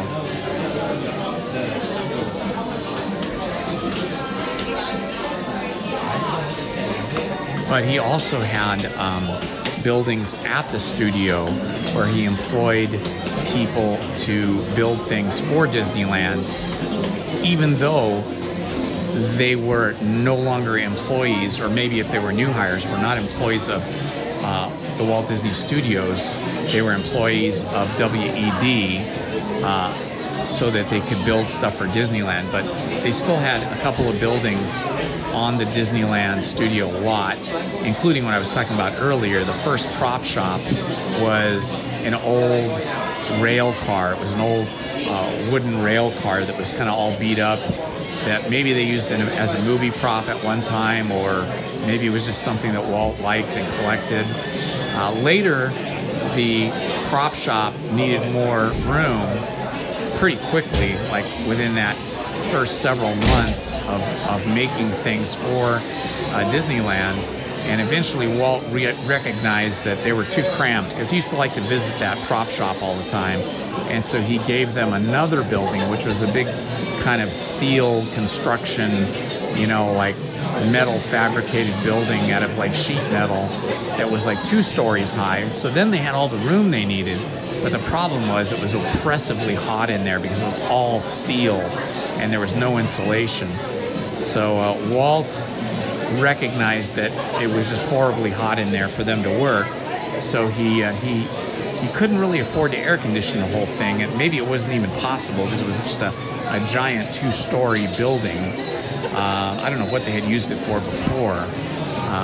Probably just storage. And so he thought he could cool the building by putting like hundreds of pipes up on the roof, filling them with water and running water through it, sort of like a primitive radiator for a car. and then giant fans inside the prop building. But the problem he found is that it made the building super humid. So everybody was just dripping in sweat, and like the props they would paint, the vehicles they would paint wouldn't dry. So eventually the people working in the new prop building asked the maintenance staff to turn all the water off and drain all the water out of the pipes because they were better off without it, although they never told Walt about it.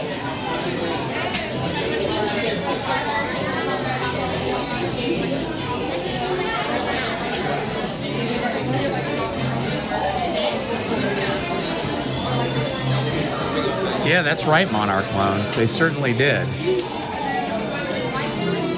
Yeah, they had to make sure that this is true of like anytime any person or corporation or business wants to buy up a lot of pieces of land. If it gets out that Walt Disney or some famous person, let's say Bill Gates or Steve Jobs or whomever it might be today, wants to buy up land for some project, what happens is after the first couple of purchases, if the word gets out, then all the other landowners nearby start jacking their prices way up and start bargaining a lot harder. So they had to kind of purchase the land for Disneyland sort of on the down low, kind of quietly through different shell company names. And yeah, the Disney name wasn't even associated at all with the land purchases until basically it became public.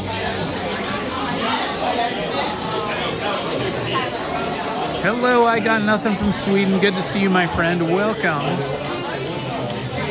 We're standing in line here for Mickey and Minnie's Runaway Railroad for the first time in a couple of weeks because they had stopped allowing us to film in the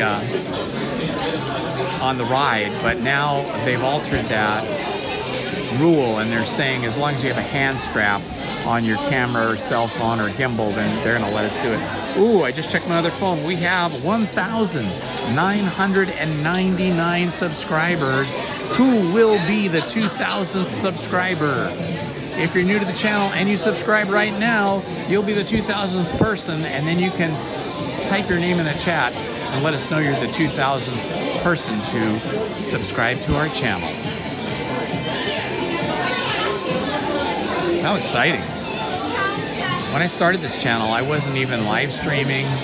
I wasn't even thinking about monetizing it or anything. I was just doing it for fun.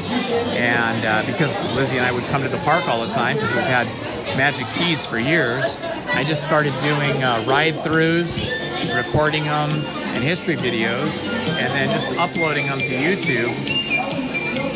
And then eventually, I saw that live streaming was a thing, and I decided to start doing that. And now here we are, one person away from 2,000 subscribers. That's so awesome. Hello, Godzilla and Kong.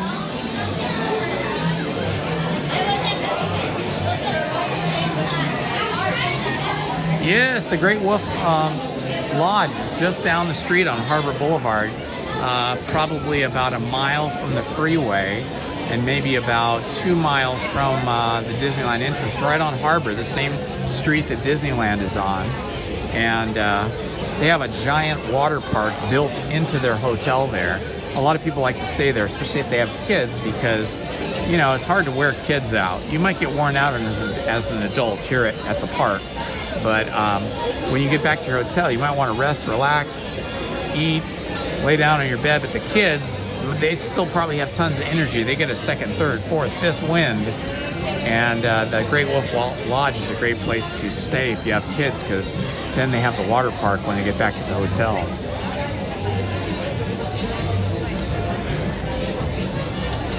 Yeah, this is the extended queue. We are now exiting the main standby and lightning lane queue, which is indoors and air conditioned, and now we're extended outside here into this patio, which is covered with umbrellas. So yeah, it's a super busy day today, guys. Every Friday, Saturday, and Sunday from now on through January 2nd is going to be just super busy, super crowded. And so it means if you want to get on a lot of rides, you're going to have to get here at rope drop and then probably buy a lightning lane pass or passes if you don't want to wait in these big lines.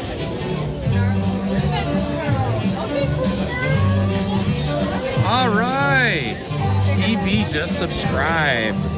Let's see what the count is.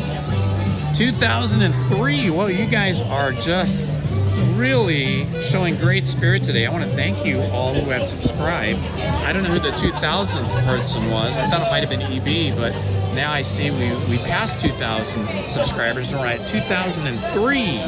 Fantastic. Thank you so much, everyone. Thank you for your support. I appreciate it.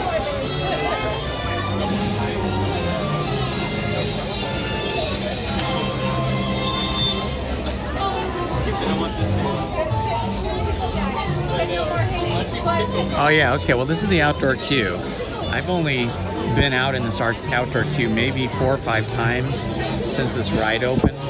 Usually only once a year. This is the first time this year in 2026 that I've had to go to the outside queue.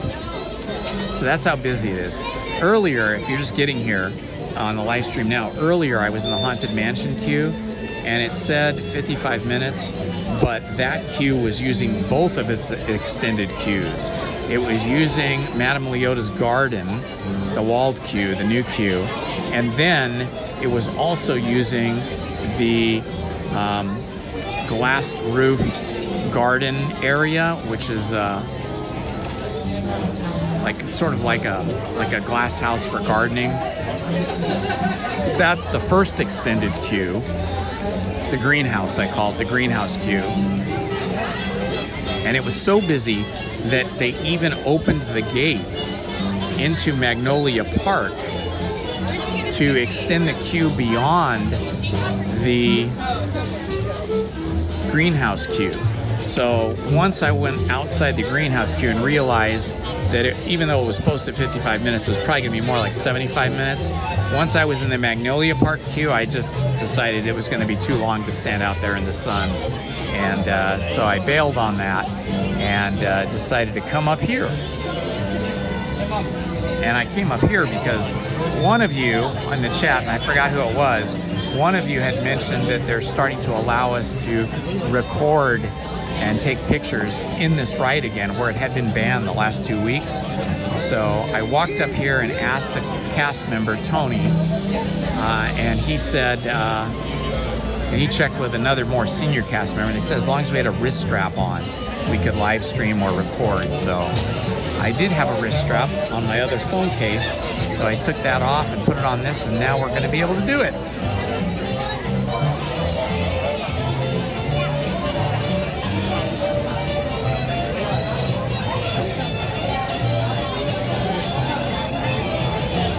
Chrissy Julian, welcome. Love the Christmas tree. And the present. Very nice.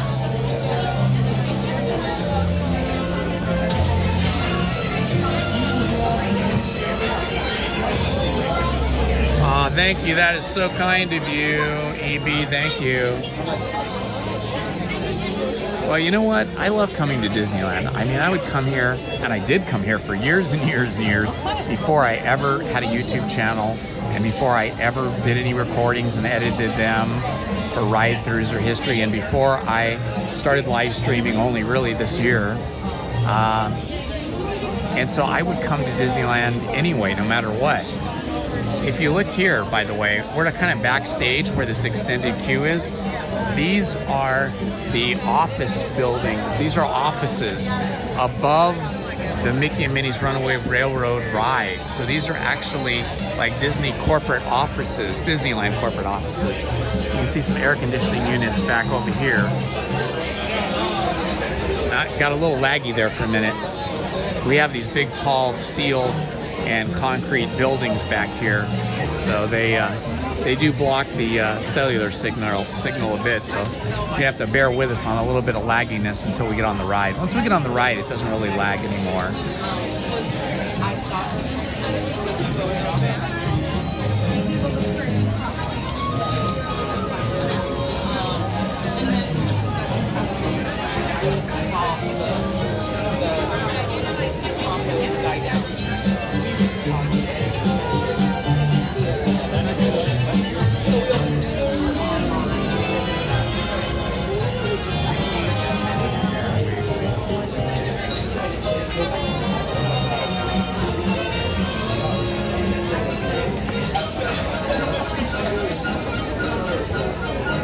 So I don't know if you guys know this, but the Mickey and Minnie's Runaway Railroad is the very first ride-through attraction that features Mickey Mouse. It's really dedicated to Mickey Mouse and his legacy. It first opened in March of 2020. So let's see, that would have been, I think that was before the pandemic started. I think the pandemic started in like April. So about a month before the pandemic started, Mickey and Minnie's Runaway Railroad opened. Well, I should say it was really in 2020 at the Hollywood Studios, and then it opened at Disneyland in 2022. So I think that's the right order. I think it opened at the Hollywood Studios attraction in Florida in 2020, just before the pandemic, but I think it did not open here until 2022. I think that's the right order. Correct me if I'm wrong.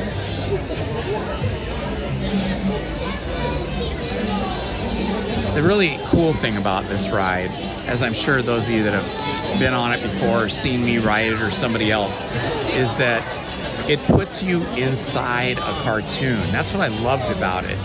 It's not just like a celebration of Mickey and Minnie, although it is. It's more than that. It's a celebration of animation, because the ride makes you feel like you're in the cartoon, like you're at cartoon scale.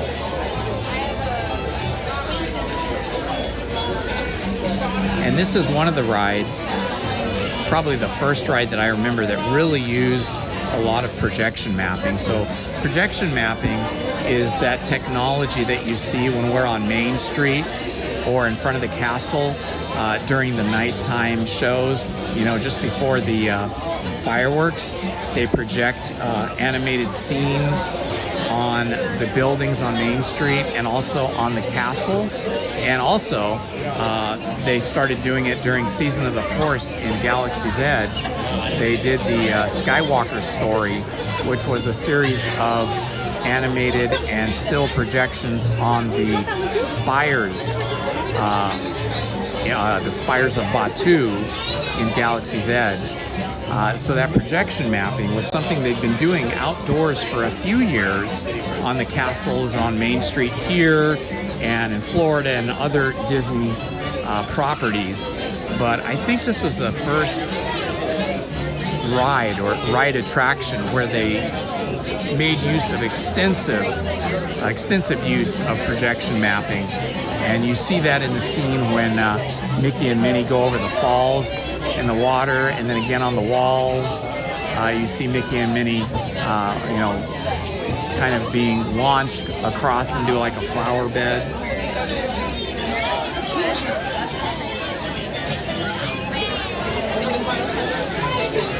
You'll notice when we get in there, you know, Goofy is the engineer running the engine, and he blows the whistle. That whistle sound is the exact same whistle sound from the first Mickey cartoon that was the first talkie cartoon, which was Steamboat Willie. So they use that same cartoon whistle sound. It's like a tritone sound that they used in Steamboat Willie.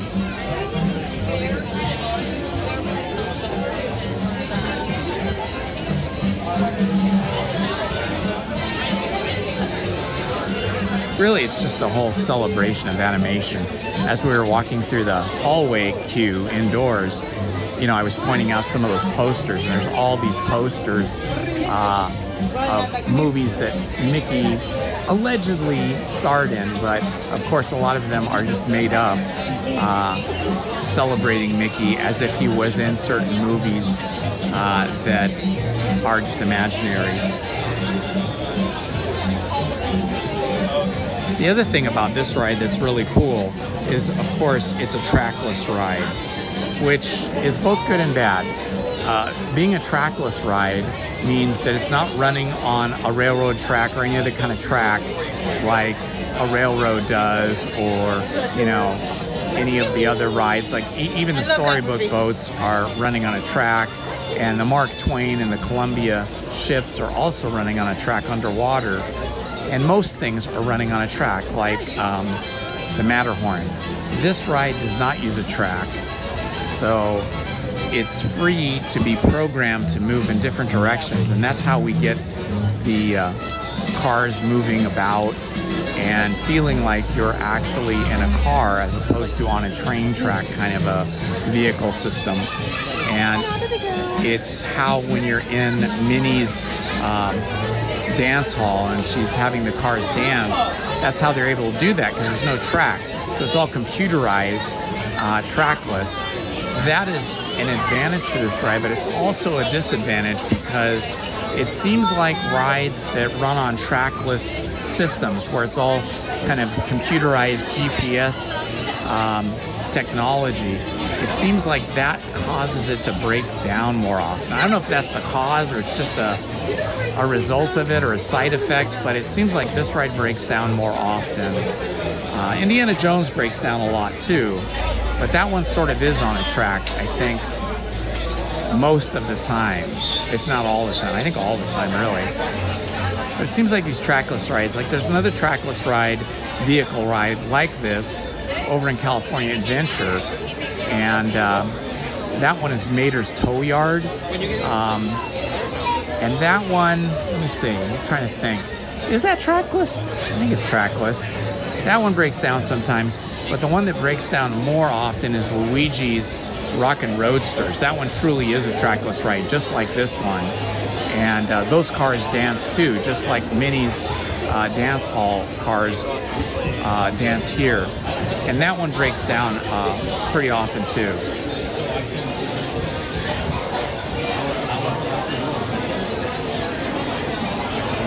Okay, so now we're re-entering the main queue building, the main building that holds the main queue.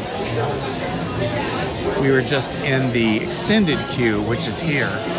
See the exit signs, and then it goes outside onto that walled patio.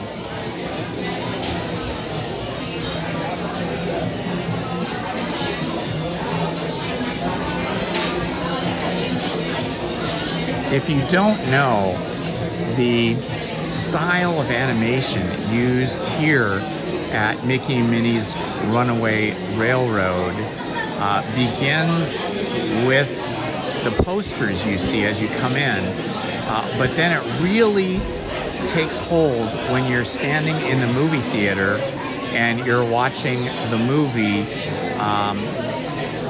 Perfect Picnic. That style of animation is then carried throughout the ride, both in the animation and in the animatronics of Mickey and Minnie. And that animation is a style that was developed by Paul Ruddish. Paul Ruddish created a TV series of cartoons featuring Mickey and Minnie and all of his original pals, Goofy and Pluto and everybody else, Pete, which gives Mickey and his friends sort of a little bit wilder sort of activities. They participate in sort of wilder, more kind of manic activities, and the actual style of the drawing of the characters' faces, while still very recognizable as the originals, is slightly more expressive and different, or maybe you might even say wildly more expressive. But this whole style of animation is a lot more wild, kind of reminds me more of like the 1920s kind of slapstick movies and slapstick kind of cartoons. See, this is very much the Paul Ruddish style here. So this whole ride is kind of designed after Paul Ruddish's style of animation. And if you have the Disney Plus streaming TV station, then all of the Paul Ruddish films, the short films, the TV series that were originally on the Disney Channel before they had Disney Plus, they are there for you to watch. I highly recommend them. They're some of the best Disney cartoons ever. Paul Ruddish was great. So this whole attraction is inspired by Paul Ruddish and his style of animation.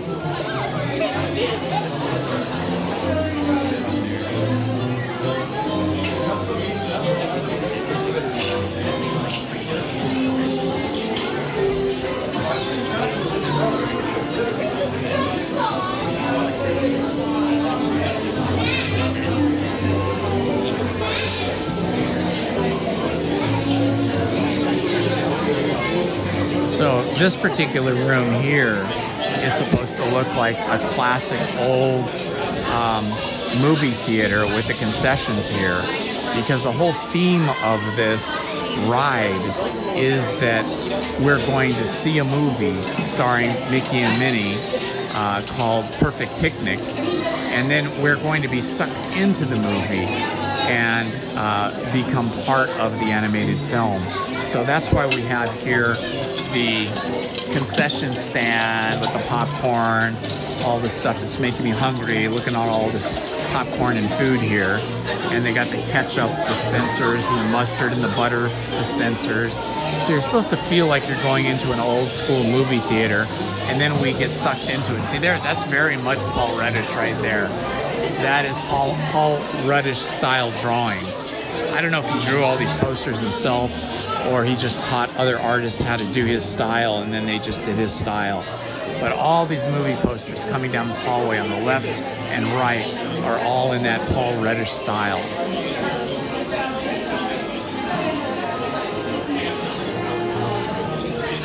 Happy Sunday, Godzilla and Kong.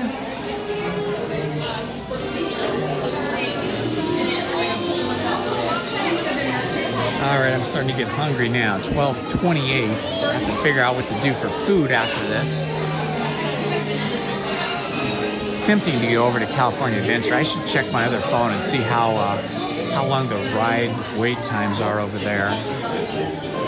Let's see.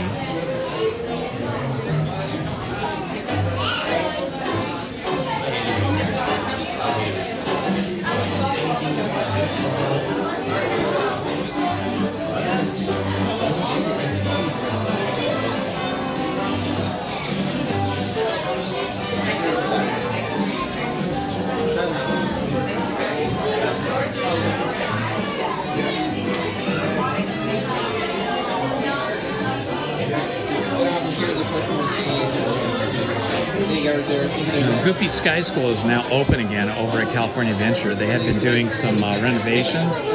That is a very, very short roller coaster, really designed for kids, but adults go on it too. And that is a 45-minute wait time, so that's pretty long. Oh, there's Pete, the mean cat. Next party wait right there at the red line. Alrighty. Guardians Breakout 60 minutes. Credit Coaster 55.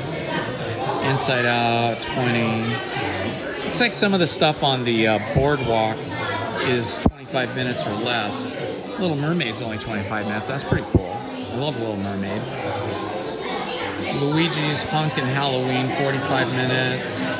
Mater's Graveyard 30 hours. So the ride times are definitely shorter over there than they are here, but not short by any stretch of the imagination. For me. How many party folks? One. Continue all the way down. Please move all the way towards the wall. Hello, Letitia. Welcome, my friend. I hope you're having a beautiful Sunday. I certainly am.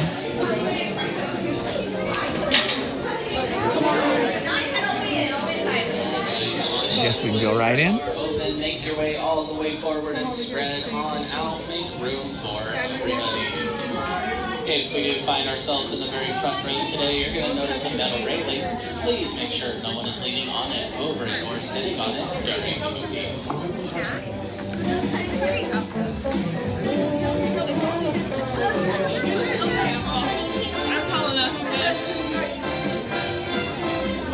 Alright, friends, so we are near the back of the theater today. Look out for the doors. They are going to start closing. Once those doors are Thank you, Main Street Paul. That is a pretty cool achievement, reaching 2,000 subscribers.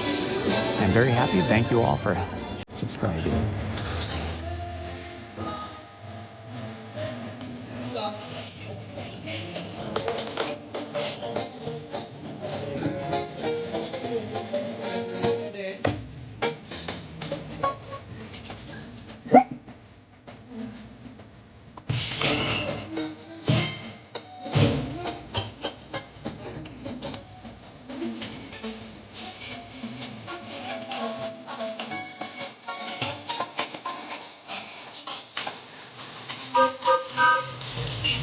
Hi, Goofy! Well, beautiful day for a picnic. Yep, we're off to the park. See you all later. Nothing can stop us now.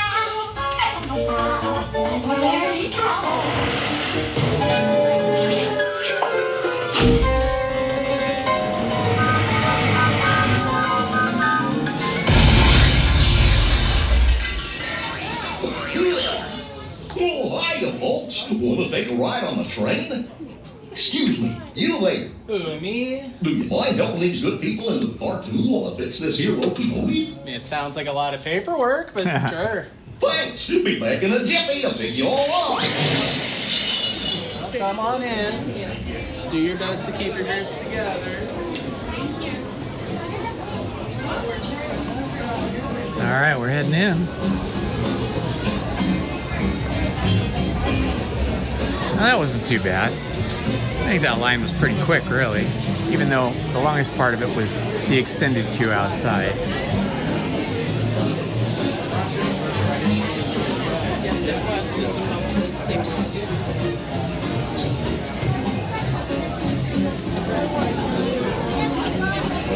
So this will be the first time I live streamed on this ride in quite a while, because well, at least 2 weeks, maybe longer, because they were not allowing live streaming or recording or allowing you to hold anything in your hands at all for a while. But it seems like they've altered that rule now, where as long as you have a wrist strap on your phone or whatever it might be that you're holding, it seems to be okay. According to Tony, who was the cast member I asked.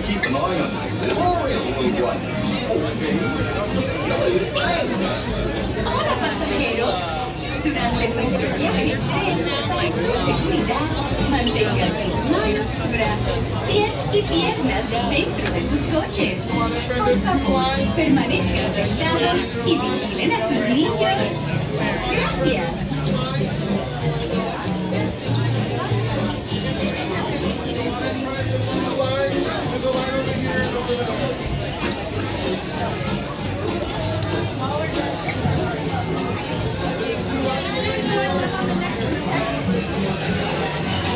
Hello my friends, it's Indiana Holmes here. We are just about to board Mickey and Minnie's Runaway Railroad here in Toontown. Thank you for joining me today on Sunday. Always makes my day better when I have friends in the chat on the channel joining me.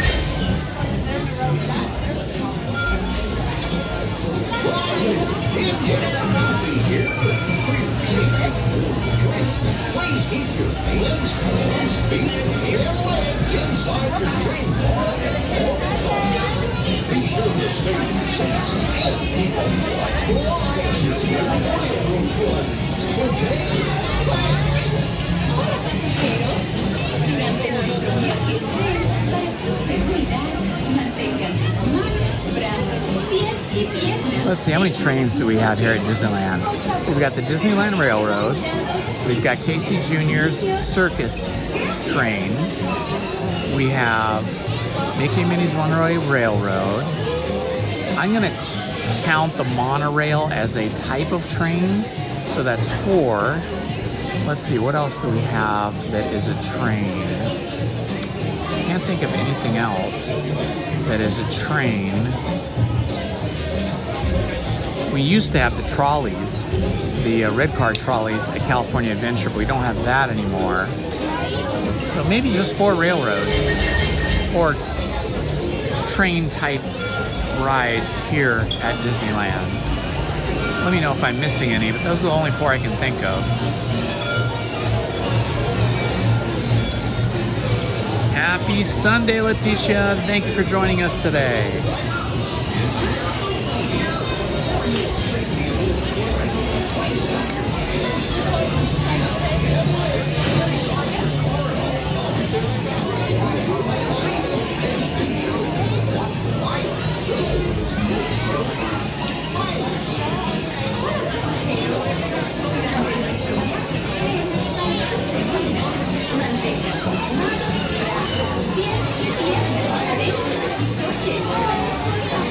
Permanezcan sentados y vigilen a sus niños. Gracias.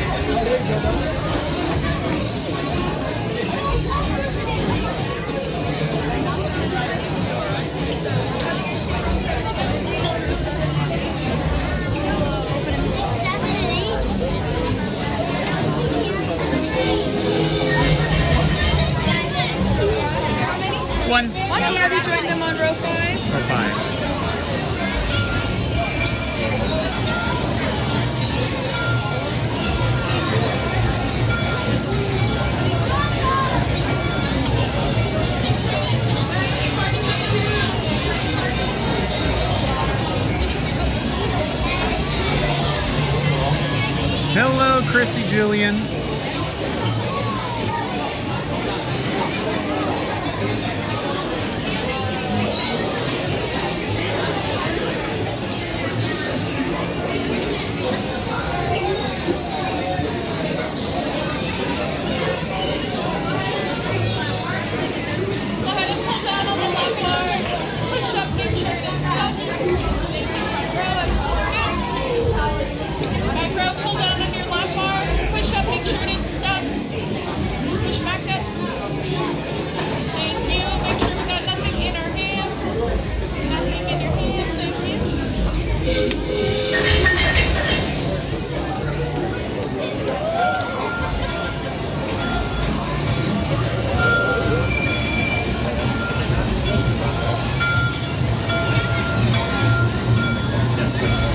That's the train approaches store away any loose items, hats, ears, sunglasses, cell phones, water bottles, anything that could fall from the train, make sure it's completely stored away.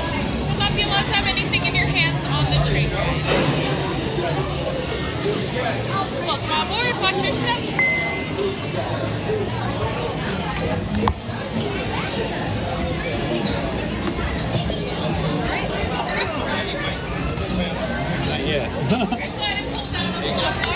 Push up, make sure to stop. Thank you. Anything you have to make sure no one has anything in their hands. You can place it down by your feet on your lap.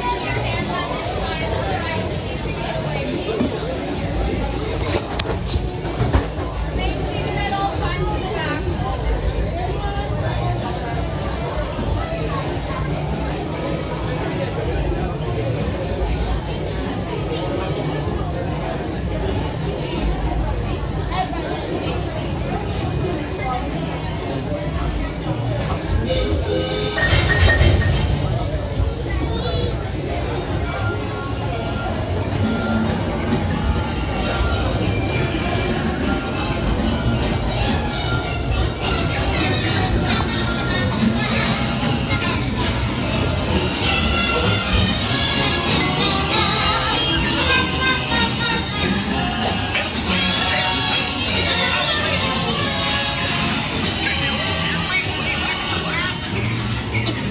Welcome aboard, folks. We're ready for a relaxing ride around the world.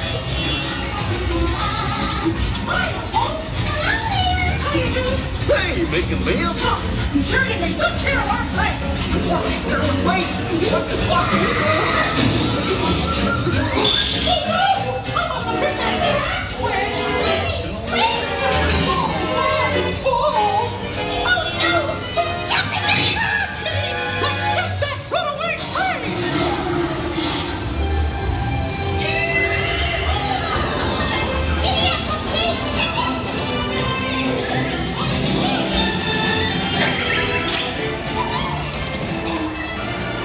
Let's hit him up in the pants. Don't let him get away.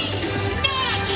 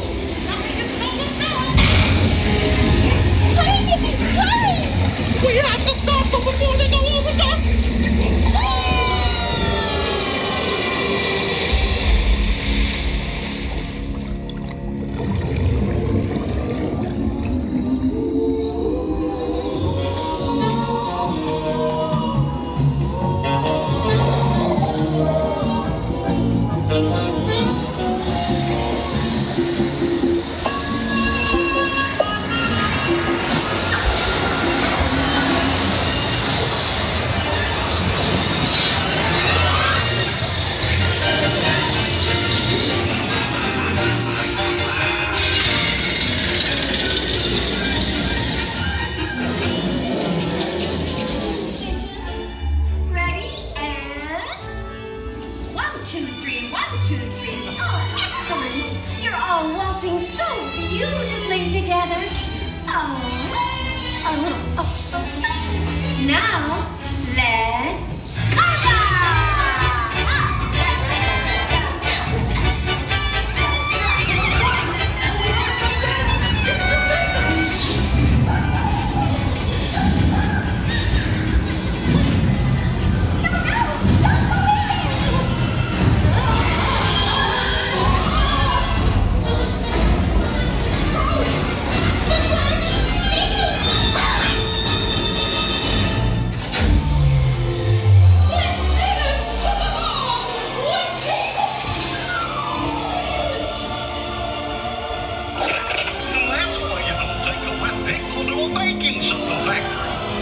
Had a relaxing time, and thanks for riding around the park with me. Now, how do you stop one of these things? All is check my trusty man. Oh, ow! Guess I'll just press all the buttons and see what happens. You don't have any other plans? Well, hey, picnickers! Told you nothing was gonna go wrong. All right, let's see if we see Bigfoot here in the water. Look in the pond.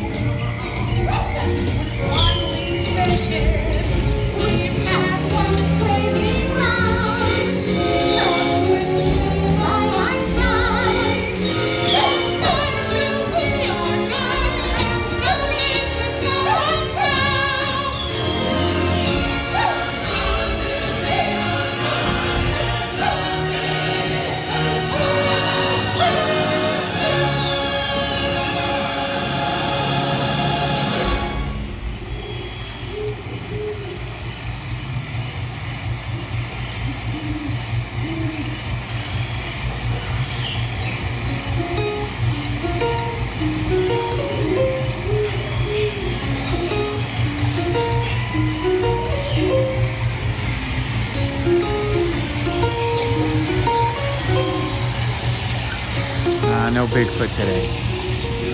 They say he only comes out about once every 6,000 ride rotations.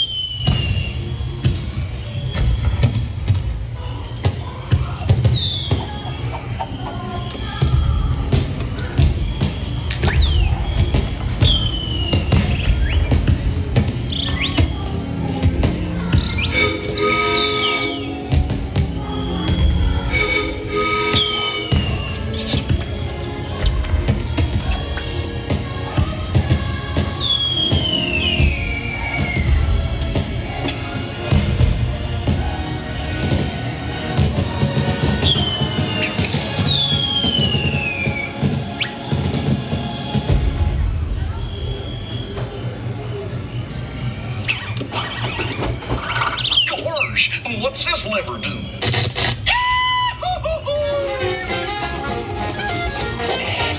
Here we are, back in the barn. Remember to gather up all your personal belongings, take your small children by the hand, and watch your step as you exit my train. Come back and see me again real soon, okay? So long.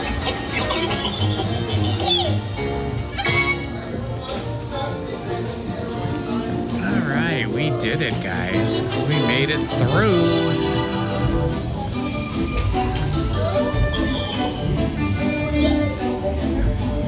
Kid Mickey right there. Film reels. And one of my favorite stores here at Disneyland. I love this store.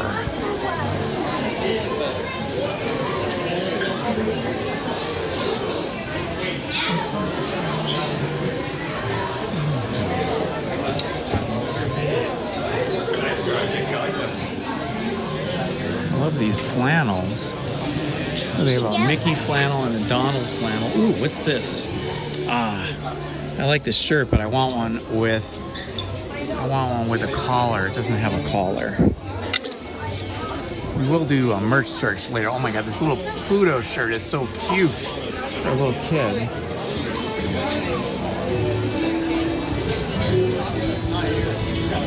All right, that was fun. Hope you guys enjoyed that.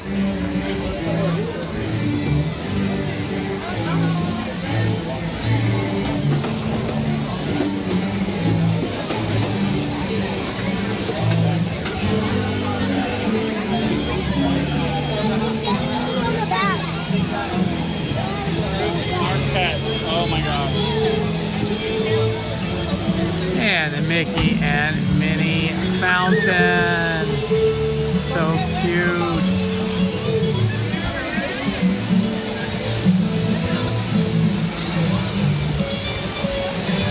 I think they got this idea from Dirty Dancing. If any of you ever saw the movie Dirty Dancing, you know that there is the most famous scene, one of the most famous scenes in all of motion picture dance routines, where they have a dance scene where Baby, that's the nickname of the character, gets lifted up like this by her dance partner.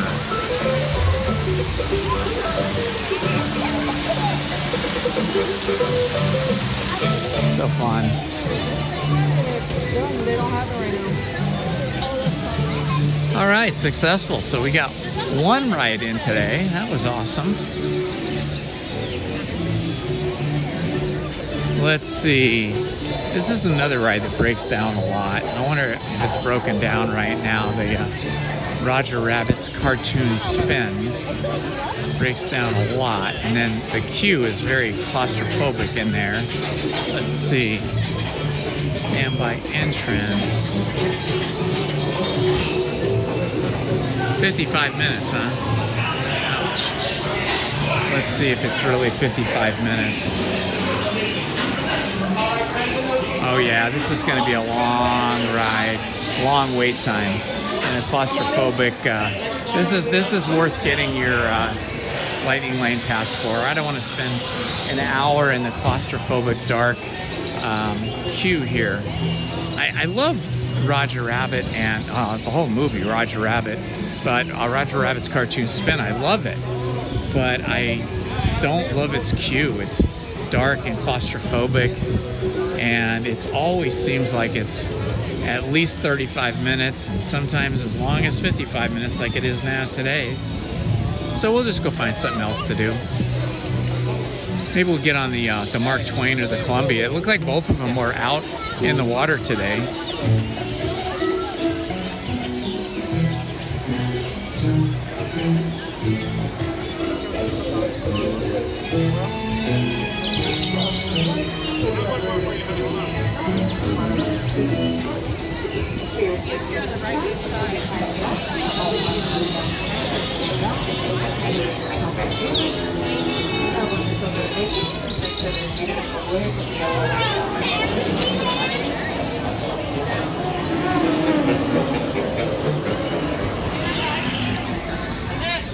Hello, my friends. I want to thank everybody that's here today for joining me. I want to thank everybody that subscribed. We reached 2,000 subscribers today. We started out at 1997 and we got to 2003 already. So thank you for subscribing, and if you're a Ninja Watcher, meaning you are silent in the chat and you haven't subscribed, please consider subscribing. It does help the channel and it gives me inspiration and motivation to continue doing this for all of us.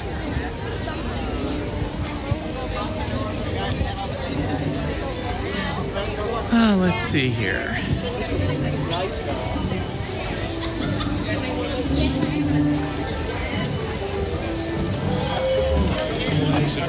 Am I gonna live stream tomorrow? Monday? I don't know, I haven't decided yet.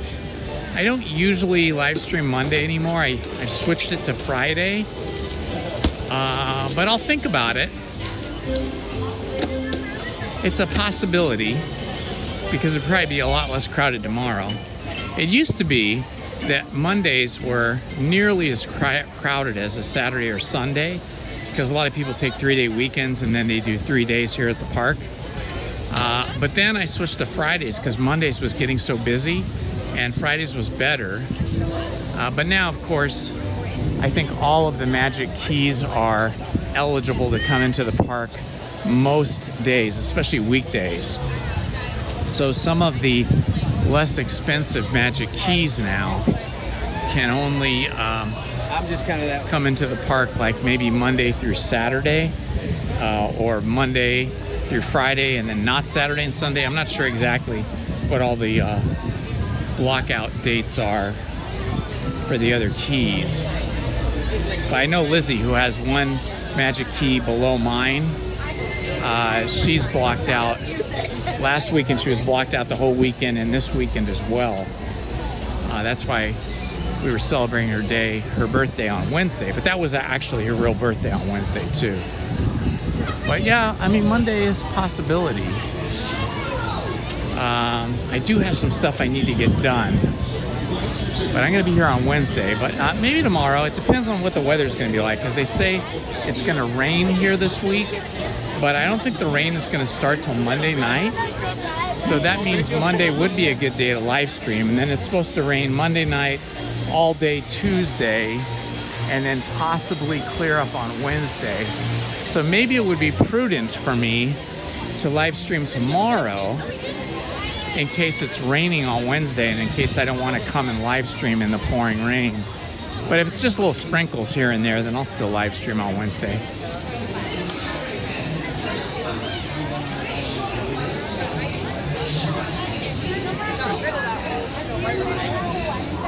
Wow. Just like me, David. We're cut from the same cloth in that way. Disney fans for over 50 years. Oh, look. How cool is this? This is so cool. I'm just gonna look at these guys, right? It's Mary Poppins. Very decorated for Halloween, aren't you? It's our favorite time of the year. Oh, I see. Now you must already have your costume picked out for the Halloween time, then, are you? You don't yet? We don't. It's alright, you're not alone. We're still deciding too. Oh. Because it's the two of us, and then we have Michael and Jane. We have 4 penguins, you know, Mr. Banks, Mrs. Banks. We've got a lot of people to think about when it comes to costume, so. What do you think we should dress as? How fun is that, Mary Poppins?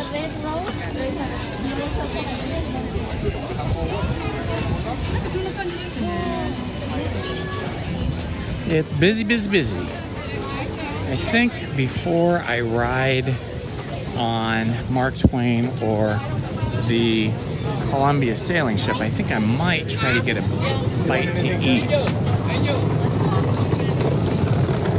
Let's see, where have I gone?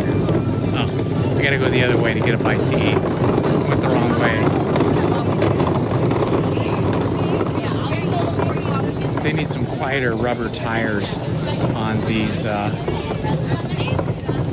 carts that the employees, that the cast members are rolling around, because they're super noisy.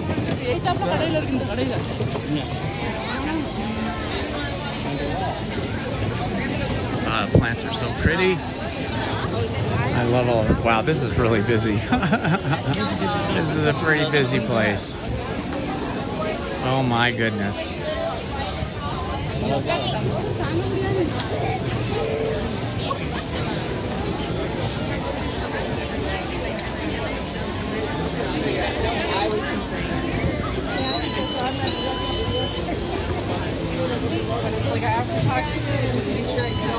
It is slamma-jamma today in terms of attendance. It is super busy. I think every weekend will be like this through January 2nd. So maybe it is better if I start coming Monday, Wednesday, and Friday. But I still like coming Sundays, even if it's busy. I just gotta get here earlier. I just have to be more disciplined and get here earlier.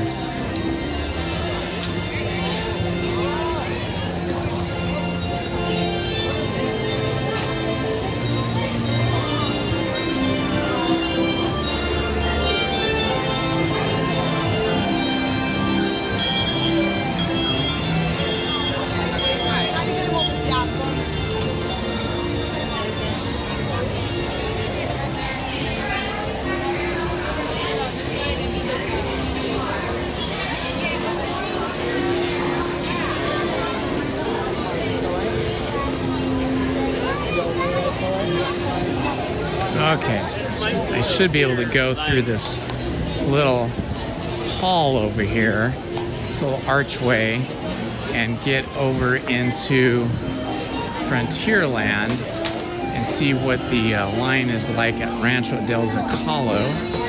Because I do love those Rancho del Zocalo burritos and enchiladas and whatever it is they have right now. Oh yeah, we're gonna walk right past Royal Hall here, where the princesses are doing their meet and greets.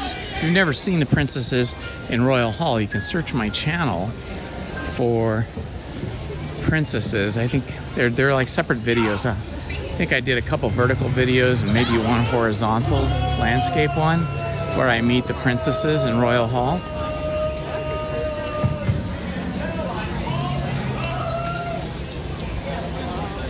I love this little courtyard right here in Fantasyland. You've got the Royal Theater over here that has plays, sometimes musical plays, and the Royal Hall here where you meet the princesses. And then you often will see one of the villains up here on that little balcony. Oh, gummies, yeah.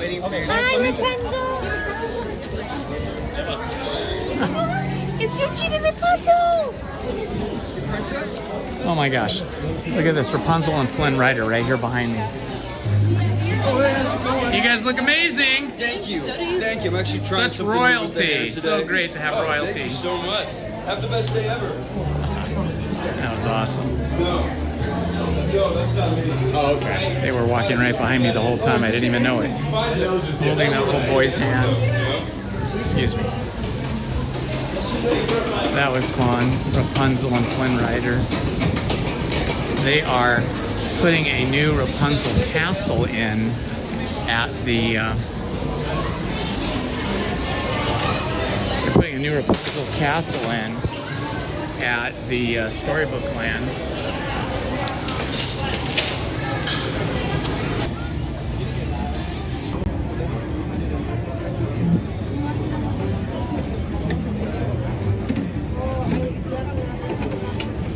Hello, my friends. It is lunchtime.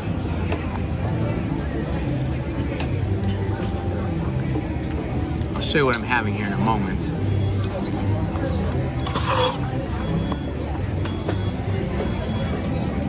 All right. Here's what we've got here. We've got the Rancho del Zocalo chicken burrito, and I'm gonna pour enchilada sauce over. You have to ask for the enchilada sauce. It's funny, sometimes they charge you for it, sometimes they don't. I don't think they charged me for it today, but if you like spicy hot, you want the enchilada sauce. If you don't like spicy hot, then you don't want the enchilada sauce, because it is spicy hot.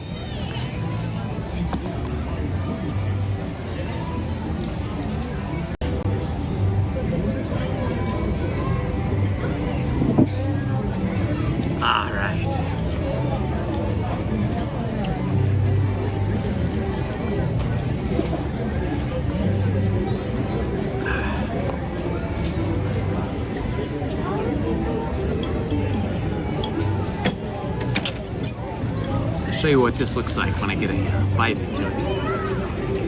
Hi, you're dizzy. Yeah, sorry about that. Couldn't be helped.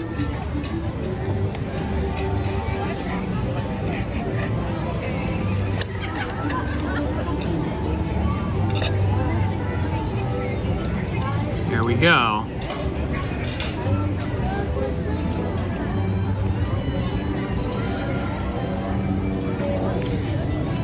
Very yummy.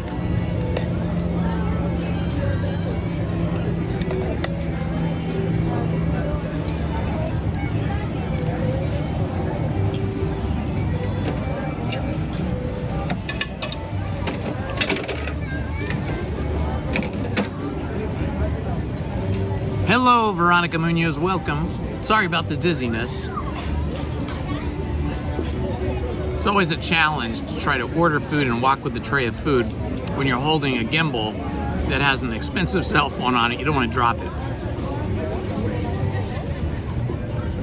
It is pretty delicious, yeah. I gotta admit, it's not bad at all.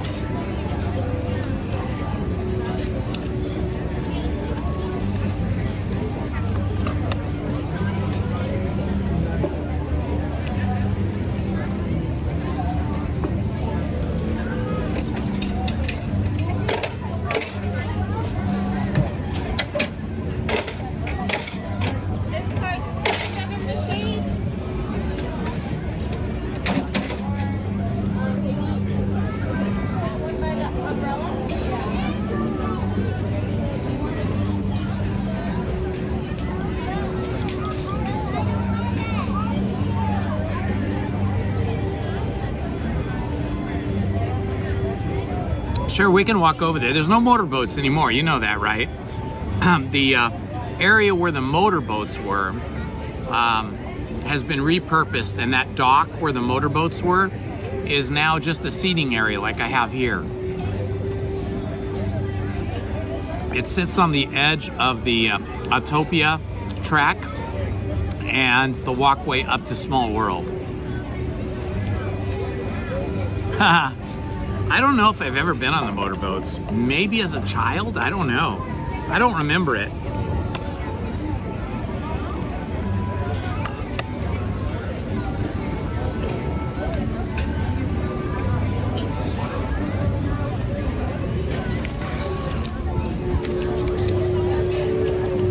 So are you building like a small scale like train layout, or what are you building there?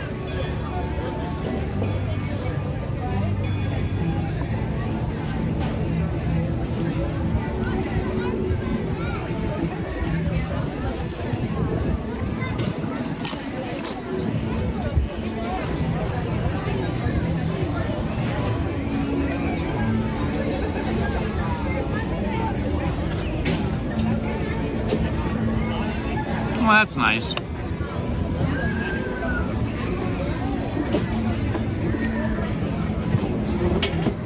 Absolutely, Main Street, Paul.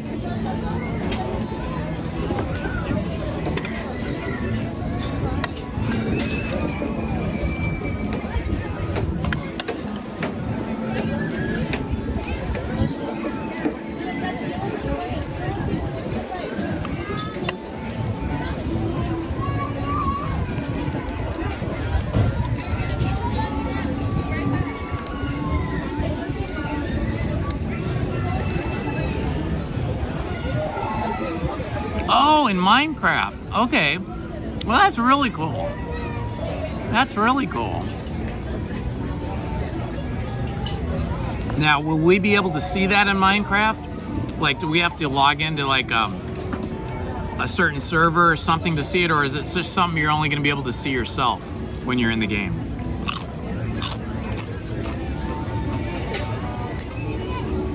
I would love to see that. That sounds super cool.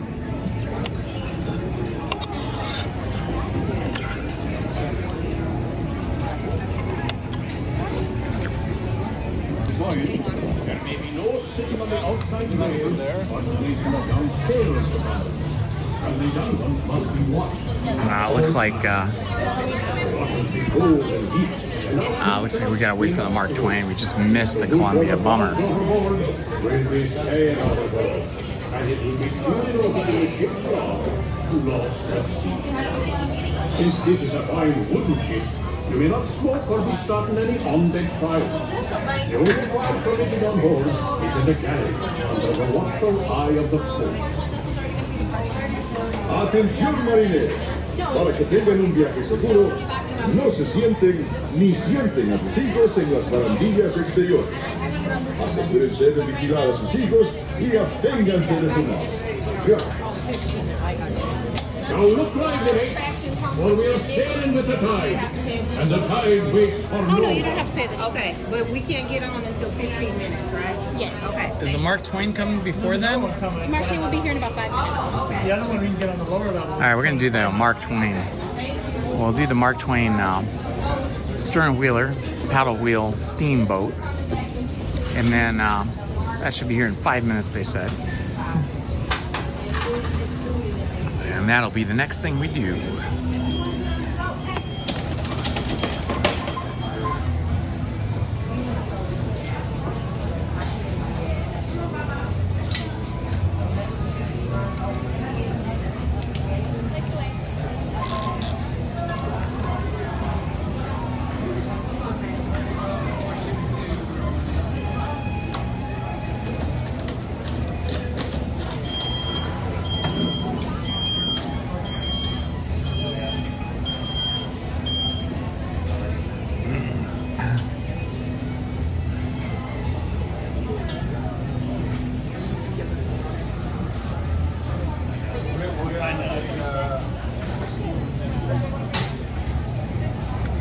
this cast member has a lot of responsibility here.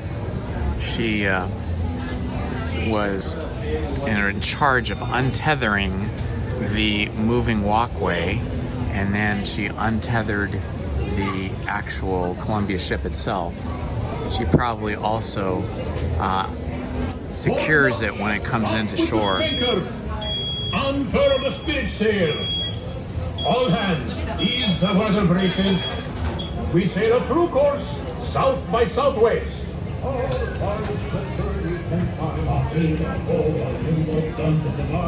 Hi, how are you? Good, how are you? Good, good. Perfect. Are you here for the swing? Sure. Perfect, come on in. Awesome, thank you. You guys are here for the first swing.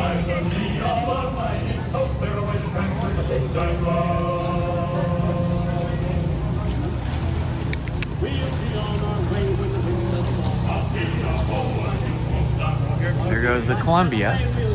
This is a replica of the first ship of the United States that circumnavigated the globe after the United States had become its own country, independent of England. So they built this ship, not this exact one, this is a replica, but they built the ship of the Columbia to travel the world, announcing to other countries that there was a new country called the United States, and to offer a hand of friendship and to promote trade with the new country of the United States.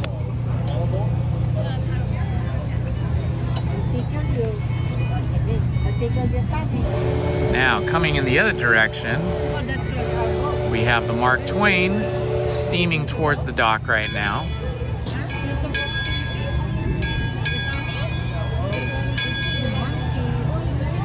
The Mark Twain was built here and also in Wilmington. Wilmington, California here. It's a city between Long Beach and Los Angeles, San Pedro, where they still had shipyards after World War II. They built a lot of ships in Long Beach and the San Pedro area of Los Angeles, and there were still lots of shipyards at that time, so they built the steel hull of the Mark Twain there in Wilmington, and then most of the rest of the boat here, all the wooden structure and other parts of the steel structure that contain the steam engine, all of that stuff was constructed here on the grounds of Disneyland as Disneyland was being built.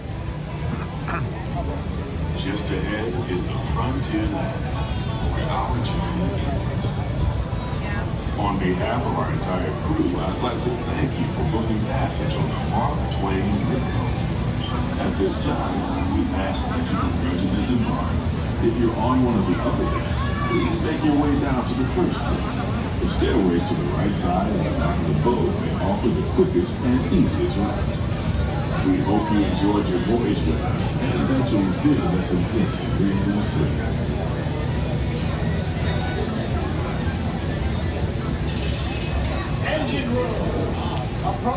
Classic 19th century steam flat-bottomed rear wheel steamer, paddle wheeler. The boat is propelled by steam that drives an engine that drives the paddle wheel at the back or the stern of the boat that pushes water out of the way and propels the boat forward.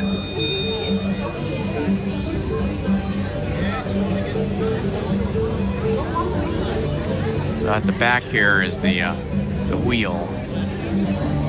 We'll take a look at that probably at the end of our little voyage around the rivers of America.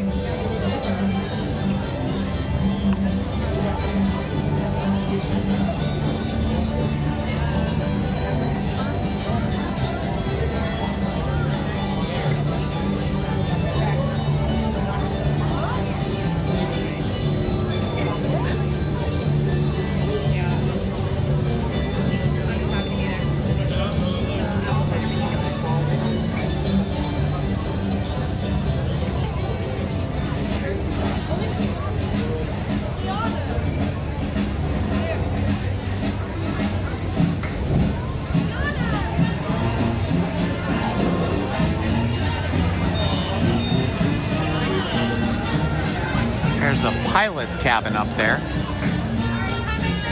Pilot is the skipper of the ship.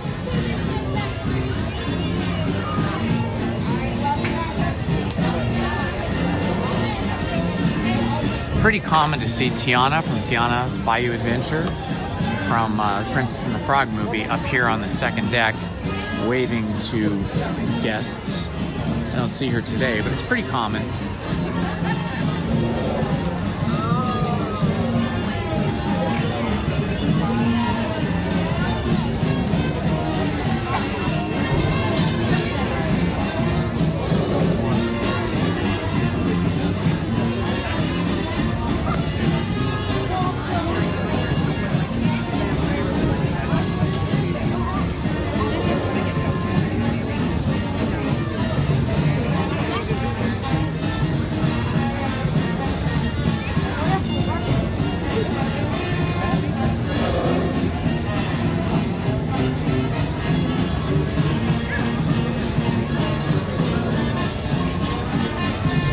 There goes engineer right there.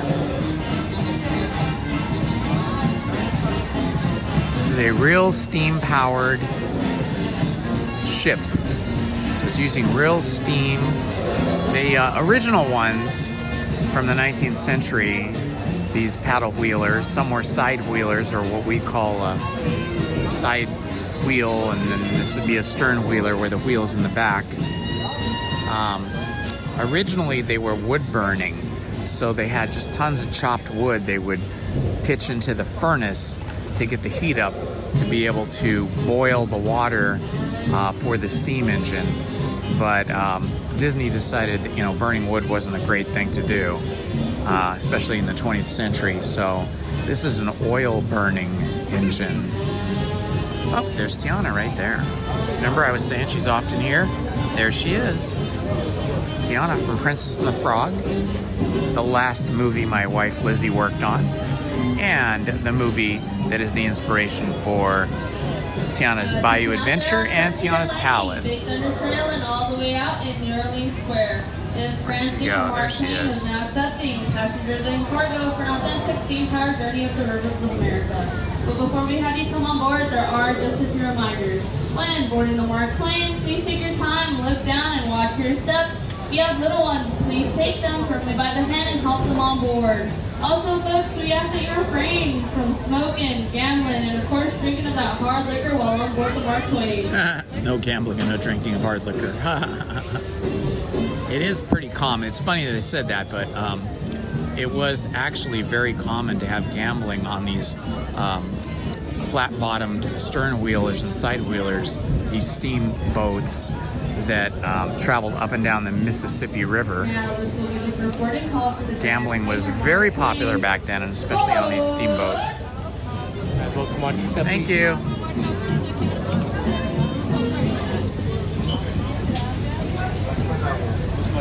Excuse me.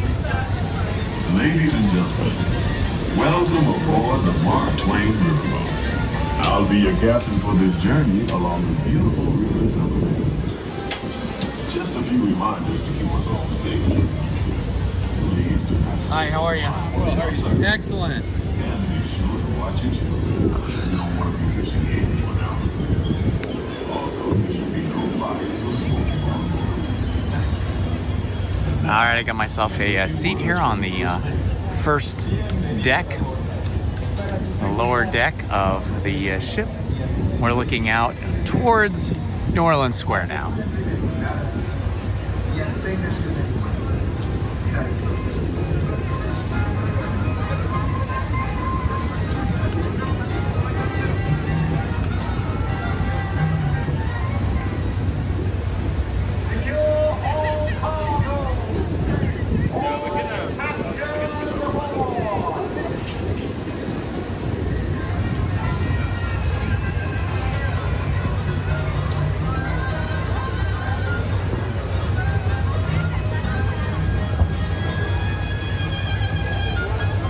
Thank you, Haunted Minnie. It is pretty exciting, right?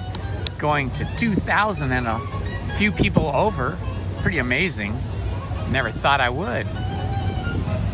It's all due to you guys. faithful subscribers and supporters of the channel. I appreciate all of you and love to you all today.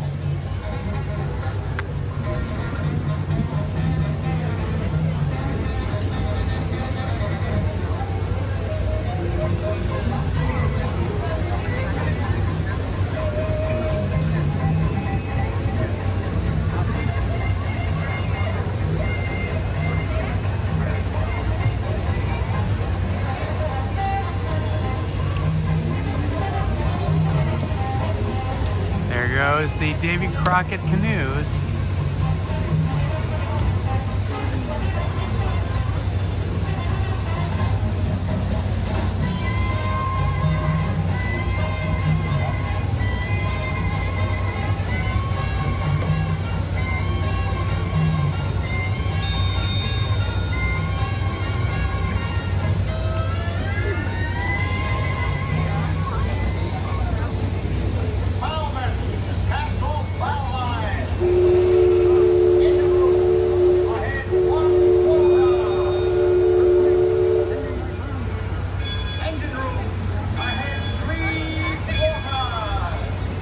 Hello, Joseph.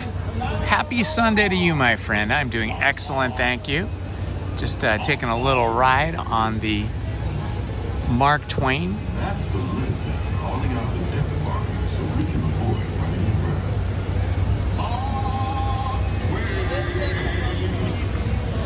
Mark Twain is not just the name of a riverboat or a great American author. It also means the water here is 2 fathoms deep. That means it's safe enough for us to proceed on our steam-powered journey rivers of America. On our trip, we'll visit the magnificent Columbia of the great Northwest, graceful Missouri of the windswept plains, and the rugged Rio Grande along the border of Texas and Mexico. I'll be sure to point out interesting sights along the way, and even tell you about the land or two. We begin our trip right here on the mighty Mississippi. It says it's only a 20-minute wait for Pirates of the Caribbean. Boy, it looks a lot longer than that.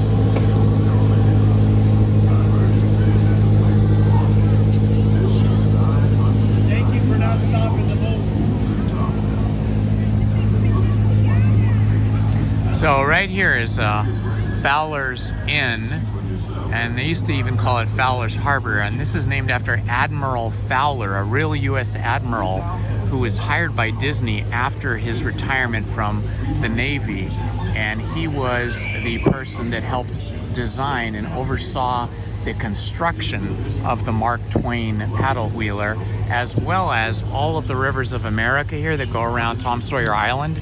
It was Admiral Fowler's assignment to build the Mark Twain that we're on now and to build this Rivers of America, which was a lot more difficult than it seems, because this is all pretty sandy land here.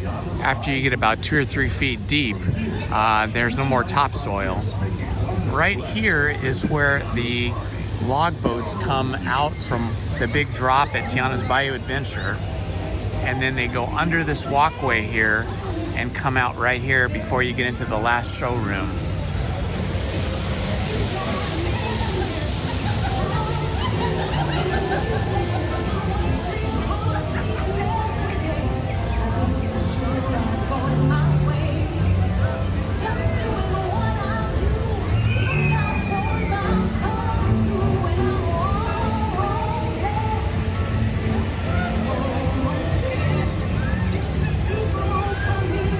how lucky visiting in Montreal. I have never yet been to Canada. I've been all the way up to the border where Washington is and Montana and that, but I didn't have a passport and they wouldn't let me get into Canada. So one of these days I really want to go to Canada. I want to travel that big highway through the Banff area. I believe it's called Banff. It's like a big national park. It's supposed to be really beautiful, but I also want to get to Montreal. I want to see the 2-3 big cities in Canada and travel along that highway where Banff is.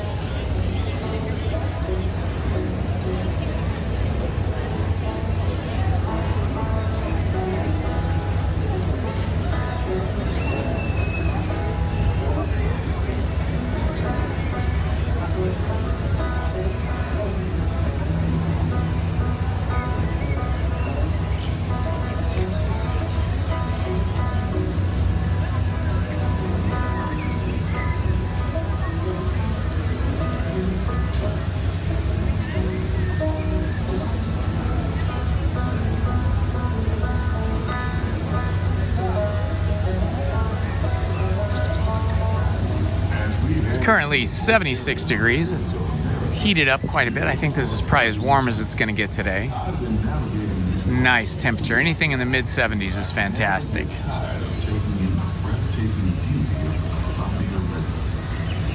Majestic trees, the stunning rock formations, the cascading waterfalls, the moose, deer, and elk along the banks. It's all so magnificent. And so peaceful.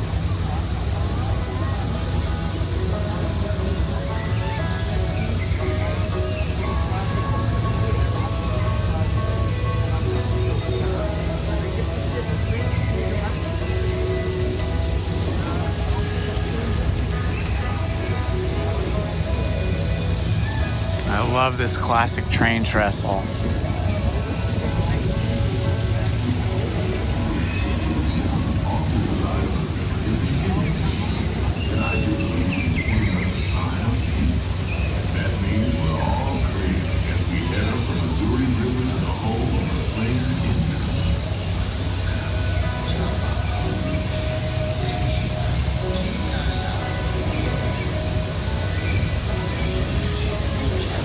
I love how they included all these rivers in here.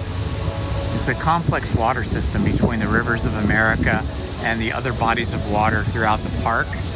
So I'm sure these waterfalls help aerate the water to keep them cleaner and purer, keep the water healthier. There's that pesky, wily beaver there, chewing away. Not too safe for the train if you're going to have all of your beams chewed up by beavers.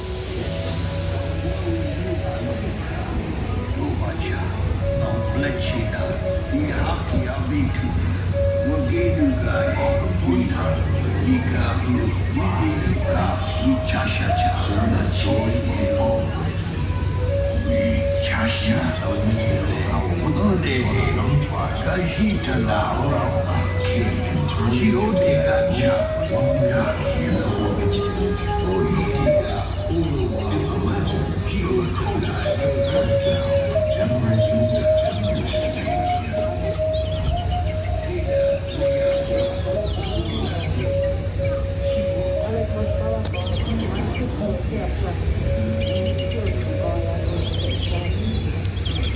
And there, just beyond the shelter, is a tribe of Plains Indians setting up their camp along the banks of the river. They'll be here for a few months and then move on. What a beautiful scene this is, right?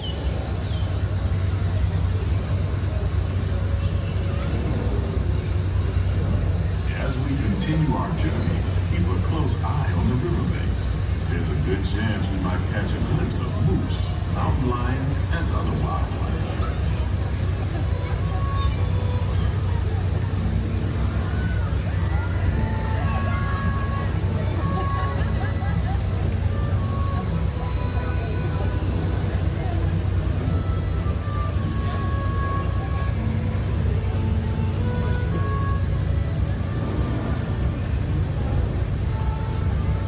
nice breeze right through here.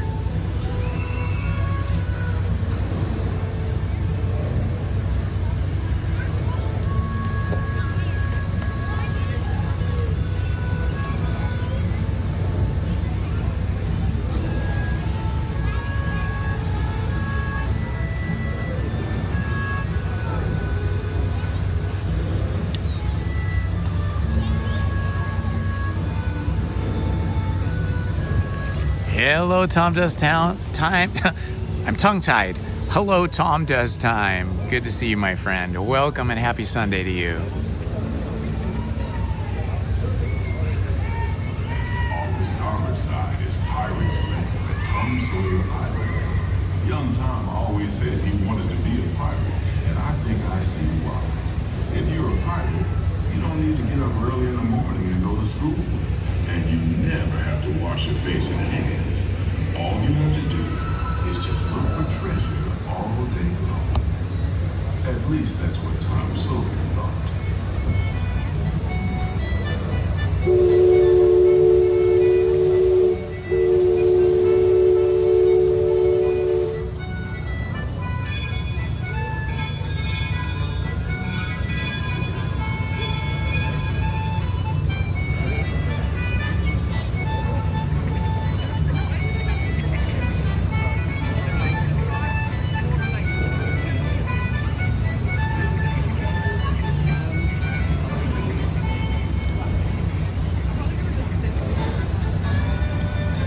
Here we come back to the dock. This Frontierland River Packet Company building has this beautiful deck here that most people walk right by. They don't even know it's there, but it's a good place to sit and rest or get some food or snacks, or if you brought your own lunch, you can sit up here and you get a whole view of the river and the view of the Mark Twain and the Columbia cruising by.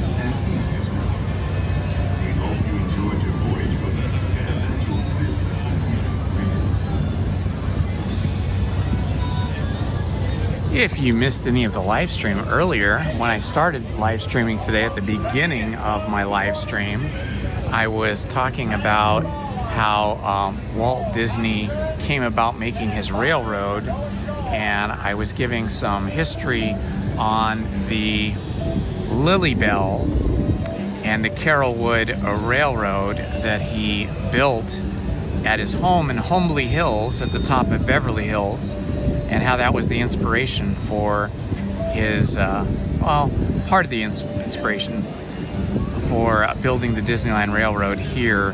The inspiration was really all the steam locomotives and trains that he grew up with as a kid, and that caused him to build his home railroad, the Carrollwood, and the Lily Bell steam engine.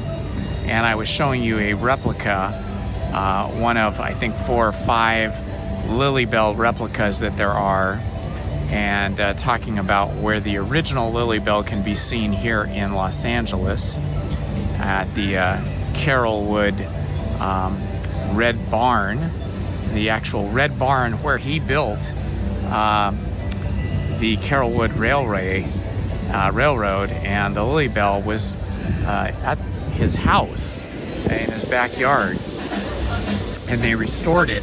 And they brought it to a park, part of a park in Griffith Park across from the Hollywood Bowl. So if you want to hear about all that stuff, I talked about the scale of the train and the scale of the trains that we have here, which are not full-size, full-scale trains, and the scale of Main Street as I was walking up the street, and how the 3 different stories have 3 different scales. So if you're interested in that, wind back to the beginning of the live stream, and you can hear all about that.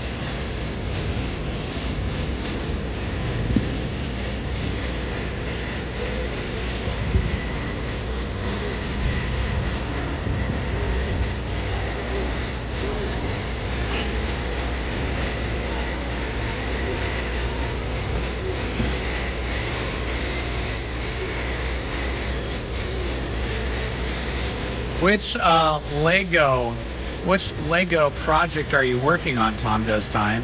I love Legos myself. When I was teaching, I had my students learn how to do stop frame animation by giving them huge sets of Legos with webcams and some basic lights, and taught them how to I didn't need to teach them how to build stuff out of Legos. I think everybody who's ever been a kid in the last 50 years has used Legos, but I taught them how to move and articulate the Legos and how to shoot the still pictures so that they could be stop frame animated movies. So I have a big affection for that. I like watching all those YouTube Lego animations.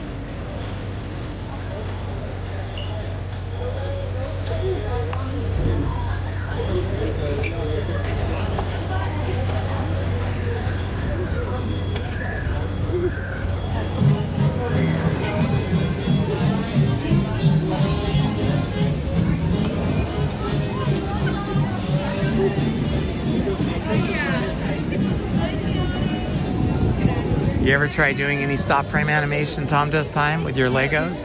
It's not that hard and it's really fun. Oh, look, it's Tiana. Tiana's right in front of us. She is. Oh my gosh.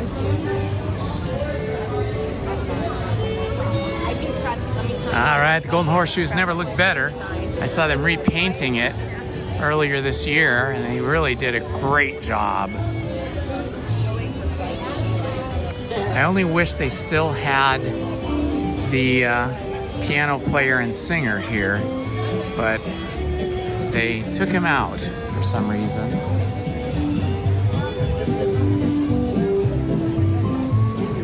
All right, we're gonna walk up towards A Small World so that we can honor a request of showing the old boat launch dock from the motorboats that used to be here, which is now currently just a seating area for dining and relaxing, but it's still there. So it's just on the walkway up to Small World. So we'll catch that on the way to Small World.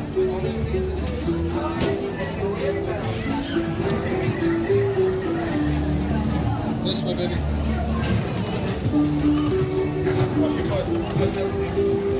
Oh, I didn't even know there was such a thing as Pharrell Williams' Starship. Is that from like a music video he did or something? Because I know he's a big time singer, musician, and music producer. Ah, there's my friend Claudio over there. I won't disturb him, but over here is all the pen traders. And Claudio has thousands of pens and he loves pen trading.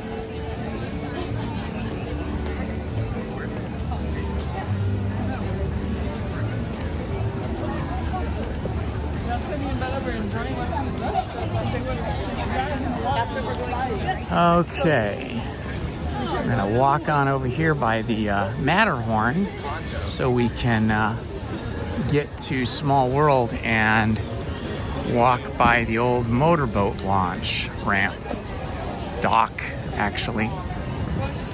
I've never had the dill pickles here. I wonder if you guys have ever had them.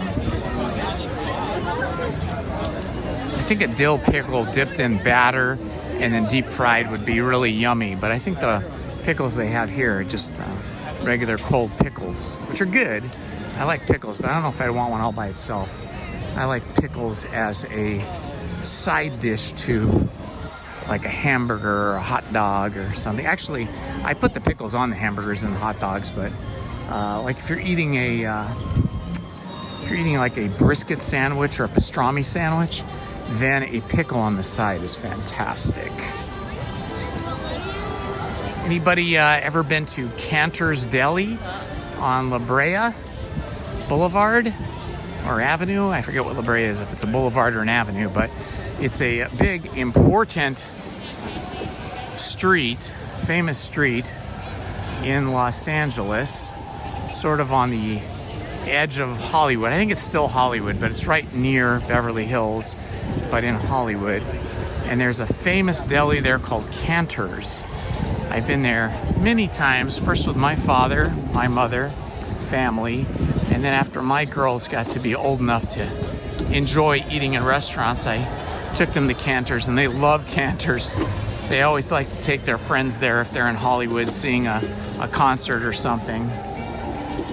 Cantor's is, when I was younger and used to go to nightclubs to see bands and stuff in Hollywood, after the concerts or after the clubs would close at 2 in the morning, we'd go to Cantor's, which was open like all night long, and you'd see all kinds of young movie stars and rock stars. A lot of the bands would come and eat there, like the members of Guns N' Roses and other rock bands of that era. The Go-Go's and all the LA bands would eventually either go there or they'd go to the Denny's on Sunset. So if you like deli sandwiches and deli desserts, so here comes the monorail again.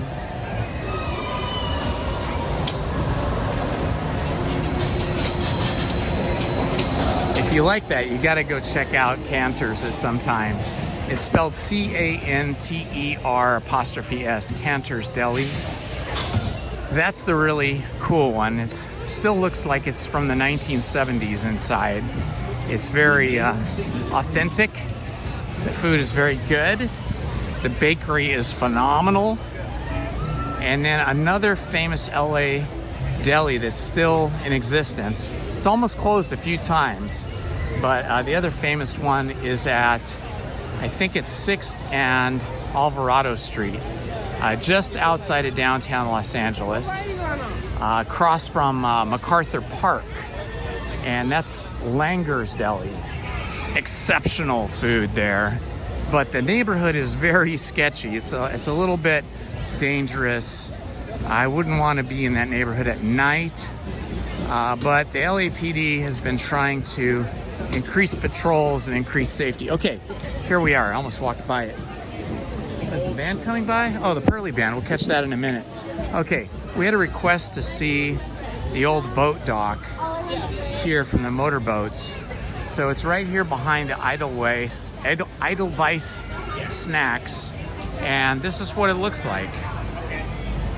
It still has a Fantasyland lifesaver over there to kind of harken back to the days when boats used to pull up to this dock, and then they used to motor around the pond here. Let's see if we can get a wider view. Oh, that's me. Sorry about that, guys. Get off of me. Okay, here we go. Sorry. Okay, so here it is. You can see the monorail goes right above it, and they have this canopy. But yeah, boats used to dock up here to load and unload.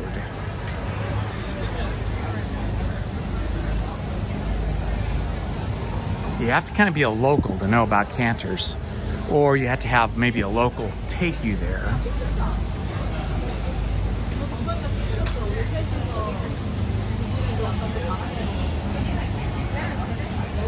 Let's see, Disney Fan 2005. Remember, it's the part facing the trees near Autopia. Yeah, I think that's where I am, right here. So this is the dock as I remember it. So let me know if that's not the part you want to see. So here we are. You can see over here, Autopia is just over that way. You can see the cars going by through the bushes there. That's the part of the track that's kind of off, sort of off axis there, kind of cantered. And then you've got the monorail track here and here, and there's the boat dock right here. I'm gonna walk the whole thing so you guys can see. Now we got our ducks out here, they're happy. A lot of beautiful ducks. So here we go. Here's the whole dock. You can see more of the Autopia track right there. See some cars going through right now.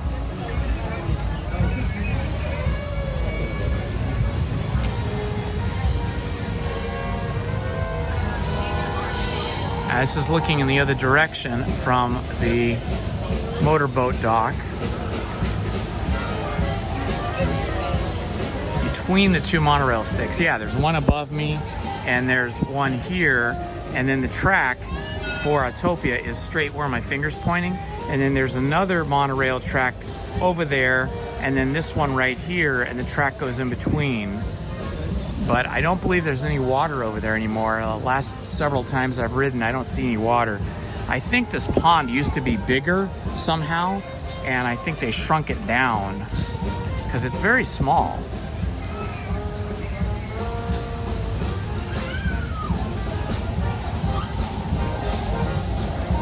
So this is the part right here where we have monorail, uprights, the track is right here, and then here is the water, and then I'm standing on the dock. This is the other side here.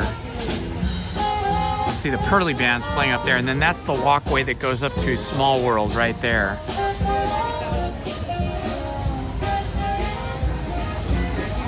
I'm gonna give you a view of this from the top of this patio as well.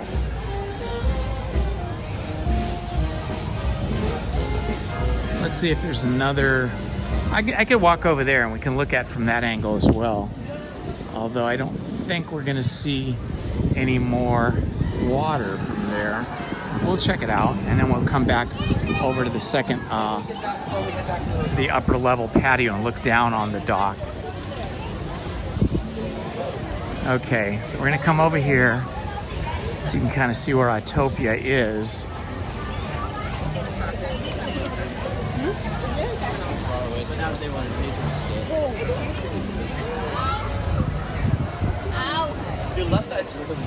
So here's a good view of the dock from here.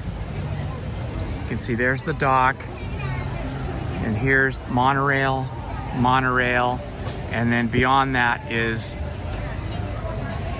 Small World.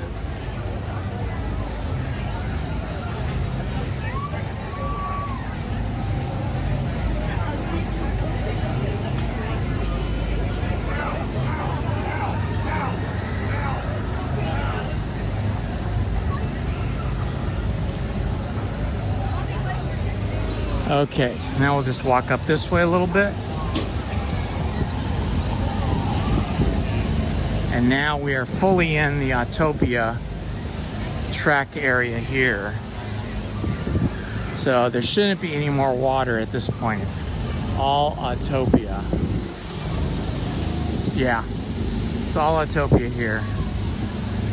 See, I think a long time ago, I think the pond used to continue back down here where that bridge is. But then after they got rid of the boats, I think they filled that in.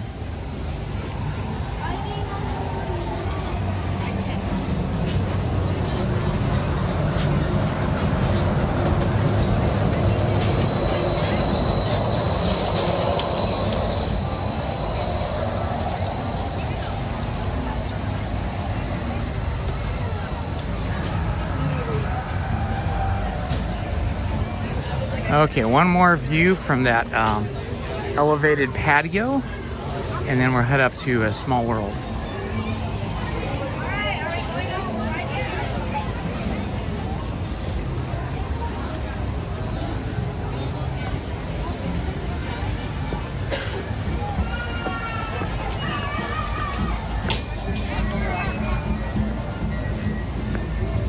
Okay, so here is the other view of the motorboat dock from the elevated patio that I'm on. Gives you another viewpoint.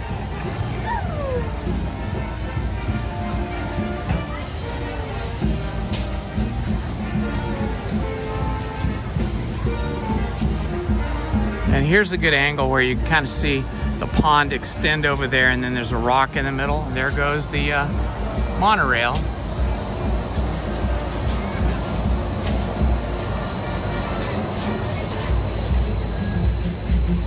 Let's get one more angle for you.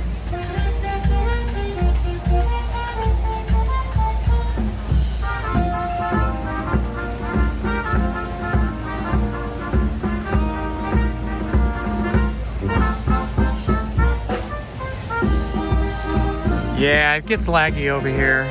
We've got the band right next to us.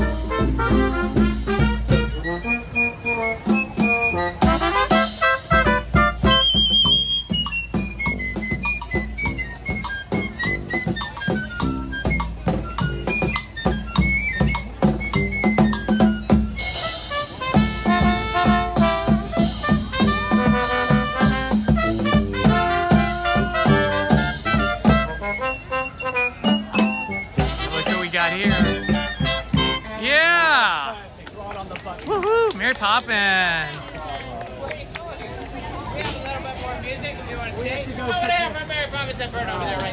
Wow, Mary Poppins is really beautiful. We have to prepare your lunch.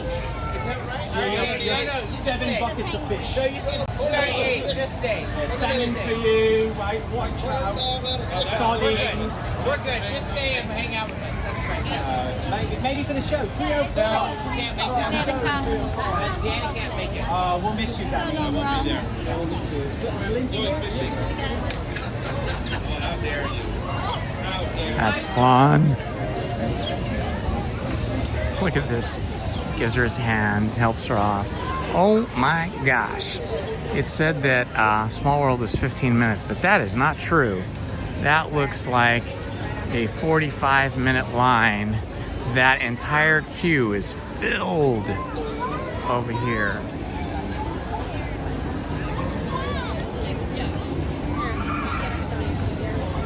Yeah, that is not true. It says it's 30 minutes. That's a 30-minute line. That is not a 30-minute line.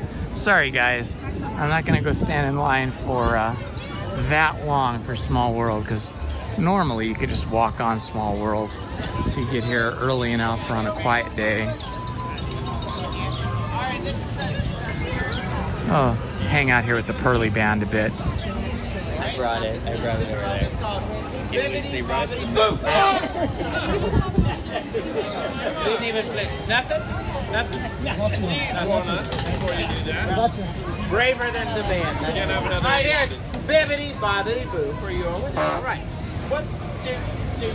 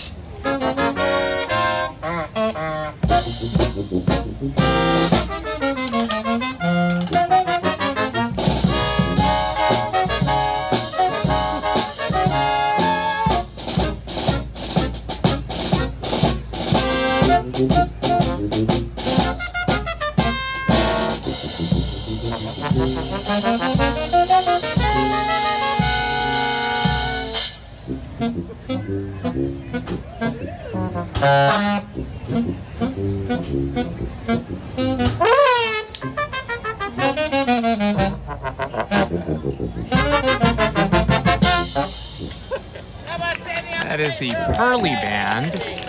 This band is from the movie Mary Poppins, but in the movie they were cartoons. They were animated characters. It was an animated band. Here in Disneyland, they're live human beings. How about something from Sleeping Beauty? No, okay. Or we could do something from Aladdin. Something the Lion King? Aladdin, what's that? The Lion King? The Lion King? Okay. How about do a Lion King and then Aladdin? Okay?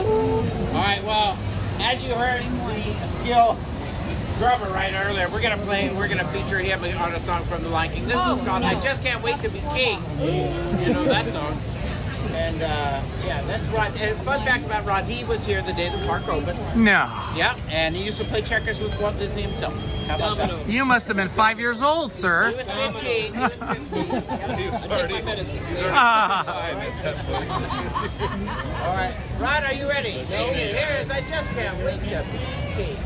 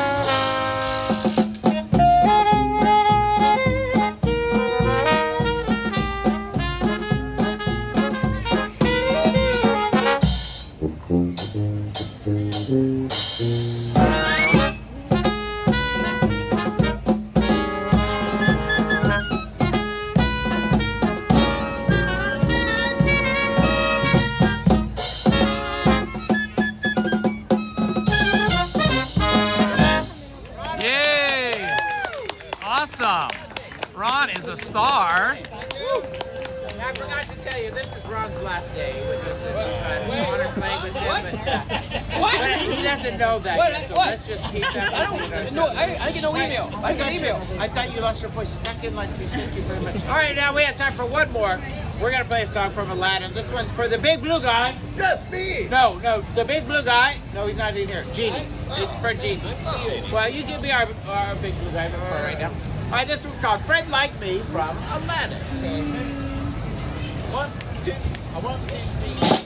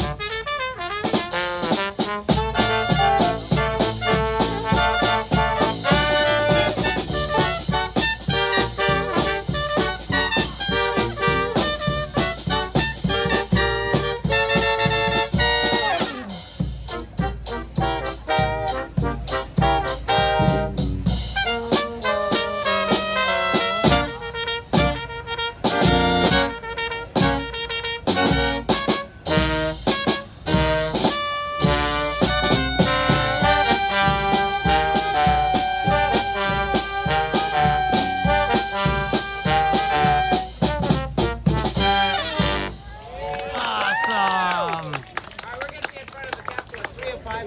That was the Pearly Band, my friends. I know it gets laggy over in this area, but it seems like this is where you find the Pearly Band the most often.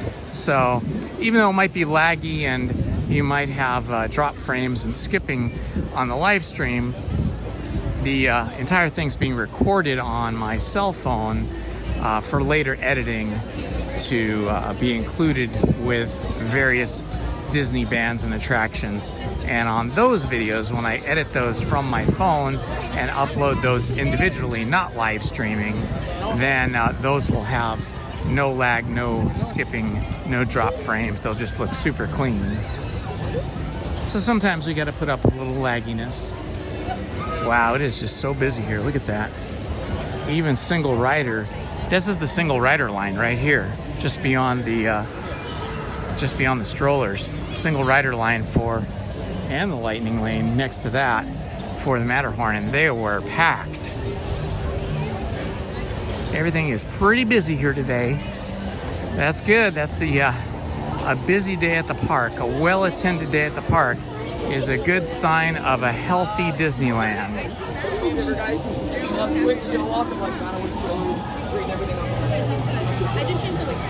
Is there a cavalcade coming or something? Yes, eventually, my friend. That's going to be at 245 steps off on Main Street. So Thank you so much.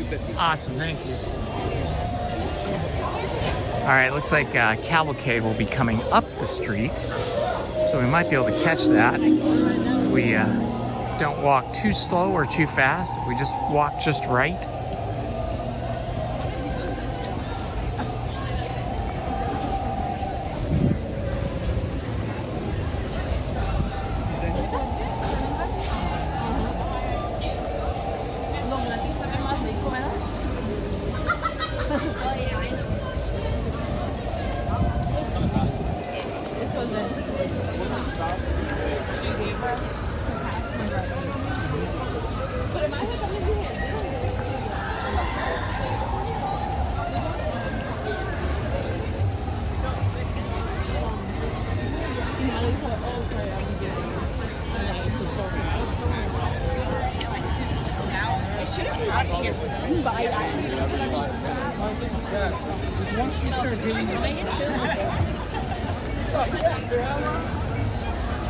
Come on, buddy. Great dress. I love it. Thank you.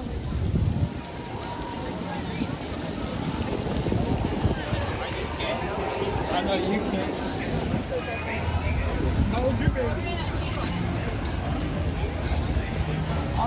One of my favorite views of the Sleeping Beauty Castle is right here.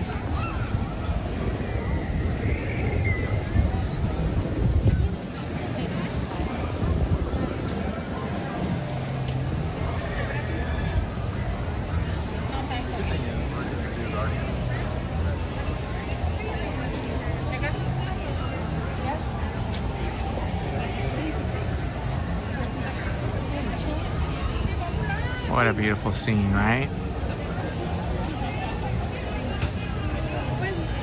You know that the drawbridge here at the castle that everybody's walking through, that arch, that drawbridge is functional and goes up and down, but it's only gone up a couple of times in the history of Disneyland. On opening day for Walt Disney, and then another time, I think it was like their 50th anniversary here at Disneyland, they used the drawbridge. But otherwise, it's securely fastened down and semi-permanently down.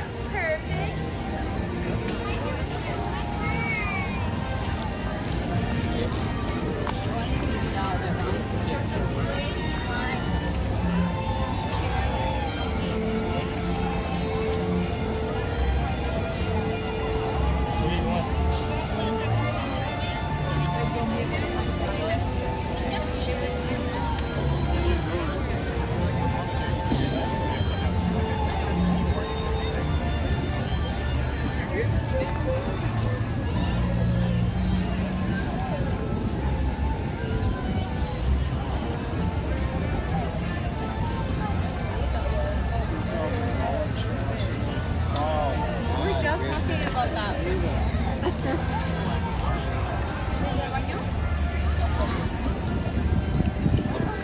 Just taking a stop here in the shade so I could take a look at the chat, check my other phone real quick.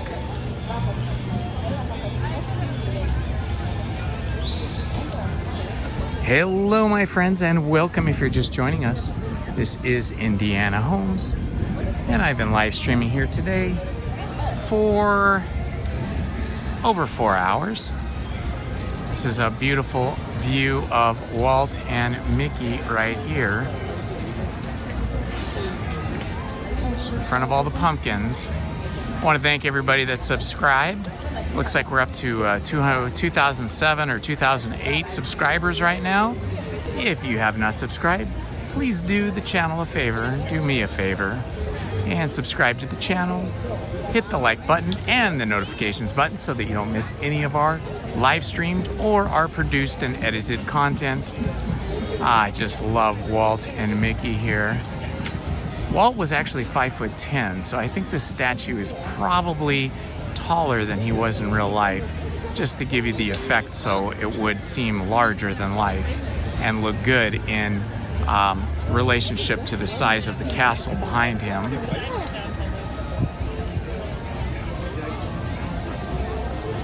The house that the mouse built. You hear that a lot, House of Mouse, or the house that a mouse built, but it's really true. If it hadn't been for Mickey Mouse, Walt Disney might have not made it to the success that he is today and that he was back in the day when the park was built in 1955.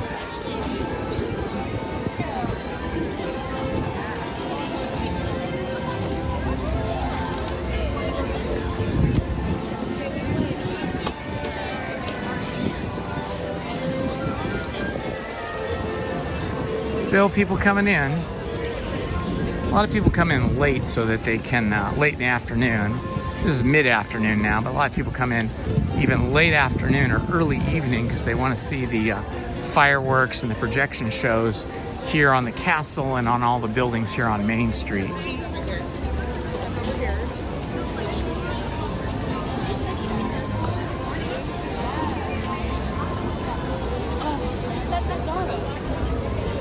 Woo, it's pretty toasty down here on the street now. Looks like the temperature has bumped up a little bit, especially down at this part of the park.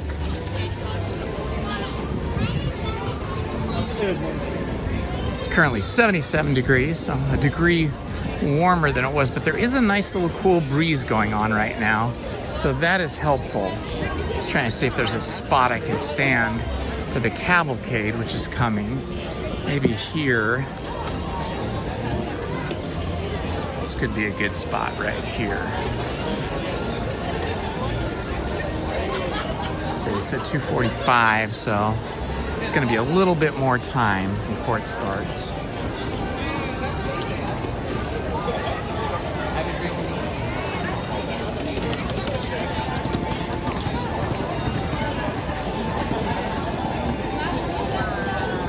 Do you know, is anybody sitting right here? Oh, okay. Great, thank you so much. Thank you, appreciate it. Yeah, there's plenty of room.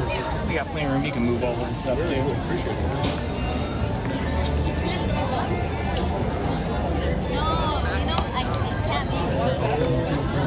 I just got it this week, 17 Pro Max. Yeah. I ordered mine, so I'm waiting for it to come in. Yeah, I just got it because I have the 15, but I do live streaming here, and the 15 was overheating too much this summer, and the battery would only last for about 2 hours, 2.5 hours, like 2 hours and 40 minutes, it would just quit, so I have to plug it in.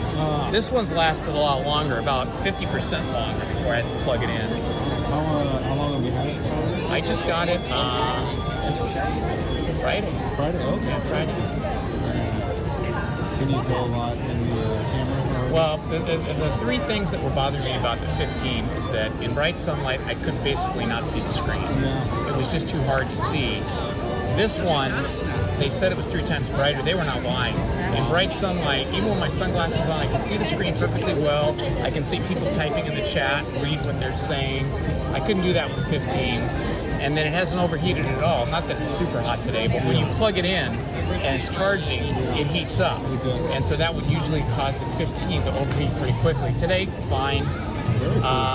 And just the overall image quality seems better. That's awesome. So, I'm looking forward to it. I ordered the orange as well. Yeah, I'm not an orange guy. I always get like the deep blue. Yeah. But my wife goes, oh man, she goes, I'd get the orange. If they're only gonna make it for 1 year, you should get it. So I thought, yeah, you're right. There's usually one color they make for once, and then that's it. So I got it. I said, I'm gonna keep it for 3 years. So, and I put a case on it anyway. So, because this one does scratch a lot more than the steel ones, whatever the titanium ones.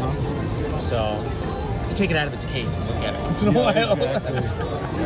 Or put a clear case on it. I ordered the orange application. Did you? Match the bone. Yeah. I'm like super paranoid about the lenses, so I always order this kind of case where this slides over and protects the lenses. That's genius. Yeah, so I always order that. This actually goes like that. So these sensors, the LiDAR sensor, can use it as well. But I mean, there's a lot of cases I like. Like there's a green. Like woven fabric apple case I like. It looks cool with the orange on top and then the green on the bottom. But there's no lens protection. It's like Yeah. I only look for the raised. That's always been the protection I've seen so far. They're pretty durable lenses, but I'm just very paranoid about my lenses. I agree. It seems like you use it for streaming anyway. Yeah, I use it a lot. I still have my 15 in my pocket. I can scan into everywhere. My discount. You guys local? No, we're from San Antonio, Texas. All right, welcome, my friend. It's a pretty town. That little river that goes through there, that's really nice. How long are you guys here for? Between here and San Diego about a week. Oh, awesome. Perfect weather for it too. San Diego's going to be beautiful. Although they do say it's going to rain Tuesday night and Wednesday possibly. So that's our last day here at Disney, and then we'll drive down. Oh, so you might miss it then, because I don't think the rain will get that far south. It's showing it a little bit, but I don't know. That's okay. What do you like to do down in San Diego? Do you have family down there? No, we just came for a vacation. Oh, very good. Kids had a fall break and heard a lot about SoCal. Check it out. We did Disney World last time, so now we go to Disneyland. Disney World is awesome, but I just can't take the heat and humidity anymore. Like when I was younger, like you, I could do it. Not anymore. It was intense for sure. We had a trip short because of the hurricane came through. Oh, no. And they always say that hurricanes aren't that serious unless Disney shuts down. Disney shut down. Yeah. So we booked it. Yeah, I don't think you want to be in any hurricane anytime, because you never know what could happen. You could lose power, water could go bad. We don't want to be trapped. Yeah. So we took off, I think it was like 3 in the morning, and we just drove up all day and made it to Destin at least. That's good. And then we had passes still, so we came back in December, and it was beautiful. So summer like this, very beautiful. Nice. If you ever go, I recommend it. I've been there, but I was a bit younger. It take the humidity and the heat a little bit better. No, it felt like this in December. Oh, it was December. Okay. Yeah, so December's the month to go. Yeah, low humidity and nice and cool like this. Okay. Yeah, it was perfect. That sounds like a plan. Very, very nice. And then we'll San Diego Zoo, tail end of the week. Oh yeah, have you never been there? I've never been there. Oh, it's really fantastic. It's a lot of walking though, and it's kind of on 2 levels. And so there's like walking up and down, and a lot of stairs, depending, you don't have to do the stairs, but it's really wonderful. It's a really great zoo. Yeah, Mission Bay is really nice, and then there's an island, a really big island that the Navy used to use during World War II, and now there's a lot of houses on it, but Navy still has like quarters there for like the admirals and stuff. I'm trying to think of the name of it, but it's Coronado, yeah. That's a really nice place to walk. It's quaint still, sort of. And then the big Coronado Hotel that's an amazing place to have lunch or dinner or something, walk around. That's a great idea. And then the old gas lamp district in downtown is pretty neat. They've got a baseball stadium right on the edge of the water there. That's fun. I had been to San Diego maybe a couple of years ago, but it was in March and it was like 40 degrees. Oh my gosh. Yeah. That's cold for San Diego. It almost never gets that cold down there. Like, that would be like December, January, so that was unusual that it was that cold in March. Yeah, you got a cold snap. Okay, we're just waiting for the cavalcade, guys. Should be another 5 minutes. It is very busy today, Main Street, Paul. Much busier than when you and I were here last Sunday. I think you and I did like 10 rides last Sunday. Today, I've only done 2 rides. I did Mickey and Minnie's Runaway Railroad. And remember last Sunday, we were talking about doing, or maybe you brought up the idea of doing Mickey and Minnie's Runaway Railroad, but they had just instituted that rule like a week before that you're not allowed to have anything in your hands and you can't film or live stream. Well, somebody today, early in the day, that was on the live stream, I forget who it was, mentioned that they are now allowing you to do it again. So I wasn't sure if that was legit or not. So I went up to Mickey and Minnie's Runaway Railroad and I asked the cast member, and he said, "Oh yeah, you can live stream and film again as long as you have a wrist strap on." So then he double checked with like his like superior, his manager or whatever, and she said, "Oh yeah." And so luckily I had a wrist strap on my old cell phone and I just took it off and I put it on my gimbal. And the people that are doing the loading, the cast members doing the loading, they might not know that yet. They kind of looked at me like, "Oh, what are you doing? You're still holding your cell phone." But they let us go. And I live streamed and it was no problem.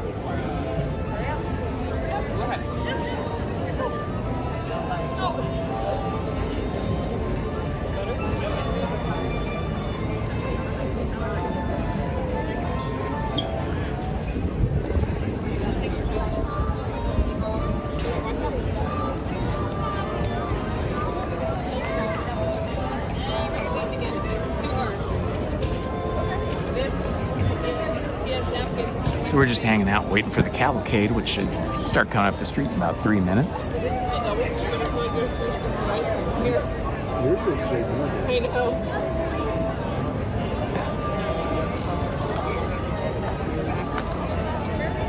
Rocky Road?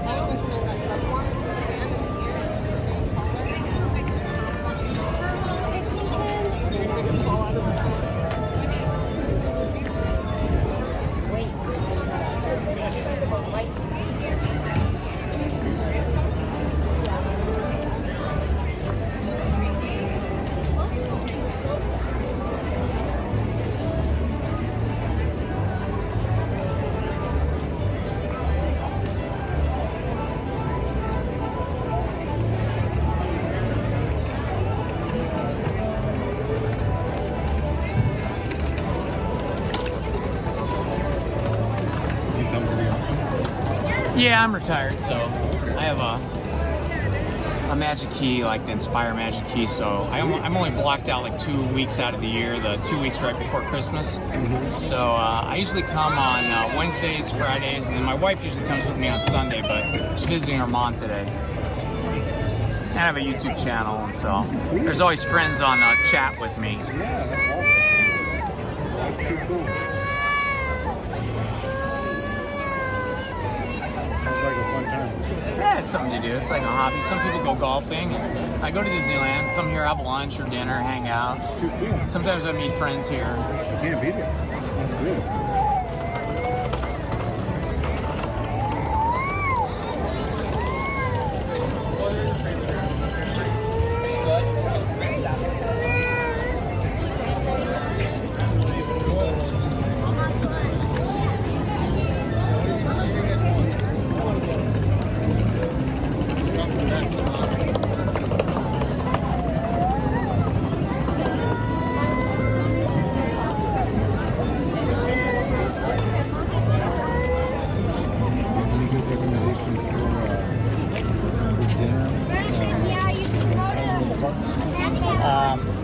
If you can go to California Adventure. If it's a Oogie Boogie night, then you can't be in there after 6 unless you purchase that additional ticket. But if you get there before, okay, so tomorrow, I would try to get your reservation on your phone today or get on the standby first thing in the morning. It's spendy. Don't get me wrong, it's very spendy. But the Carthay Circle restaurant is excellent. It's really the best restaurant in either of the 2 parks, except for Club 33, which is a private club. So Carthay Circle is excellent. That's the best. It's the big tower. It's like a replica of the movie theater that Snow White was first premiered in 1933 or 39, whatever it was. Second to that would be the Lamplight Lounge, which is right on the water, and that's really nice. Love that. Over here, if you want a traditional kind of like Thanksgiving dinner, the Plaza Inn right over here is good. You know, like turkey and mashed potatoes and green beans and that kind of stuff, and fresh salads. Or the River Belle Terrace, which is like kind of just this side of Pirates of the Caribbean across the water. That's really excellent, but not on the same level as neither of those restaurants are at the same quality of food as Carthay Circle or Carthay Circle. Carthay Circle is the best. It's probably, for adults, probably going to be a minimum of $50 to $60 a person, not including drinks or sodas or whatever. And for the kids, you know, it's probably more like $20, $25. Lamplight Lounge is also excellent. Similar price point, but not quite as expensive. Both of them are difficult to get into. You got to make your reservations early in the day. Yeah, we were trying to do reservations. Yeah. Yeah, we tried to get reservations for Blue Bayou. My wife's birthday was on Wednesday, so we took her here for Wednesday. And I tried getting reservations 2 months ago, then a month ago, then 2 weeks ago, then a week. I just couldn't get reservations, and I don't want to wait an hour and a half in line, so we didn't eat there. We ate at the River Belle Terrace, which was much easier to get reservations for.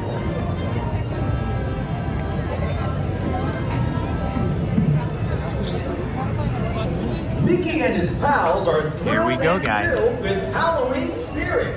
And hooray! They're on their way!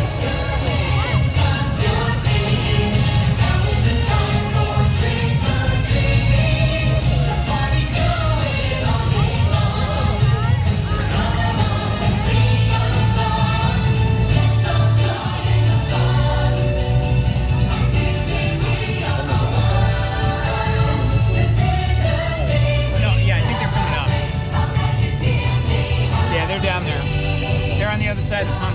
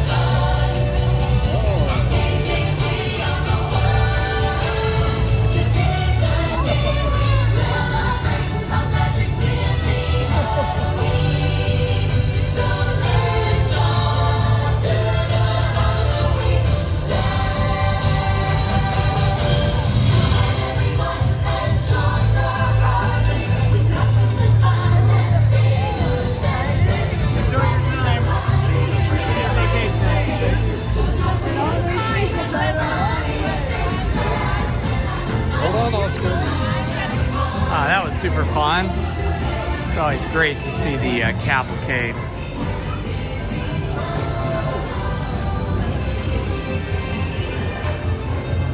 Excuse me.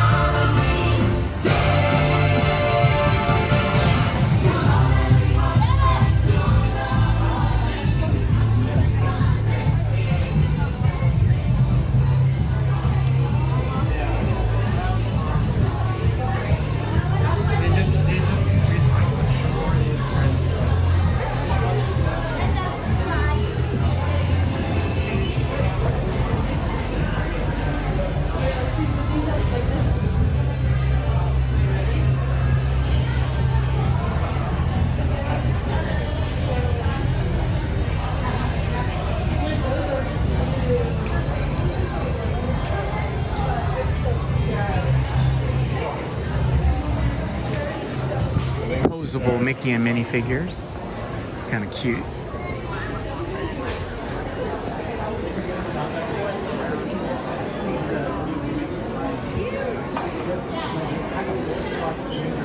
And just walking through the Emporium, doing a little merch check.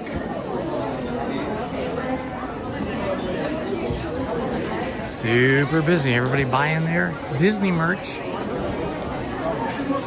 Oh, that's a new sweatshirt I hadn't seen. This one here. That's a cool sweatshirt. Holiday inspired, Christmas inspired.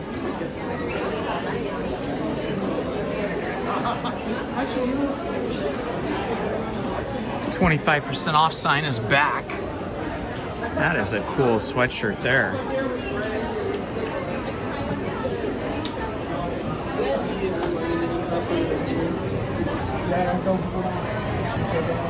All right. Oh shoot, I already missed Disney Clothiers. Ah, that's okay. Let's see.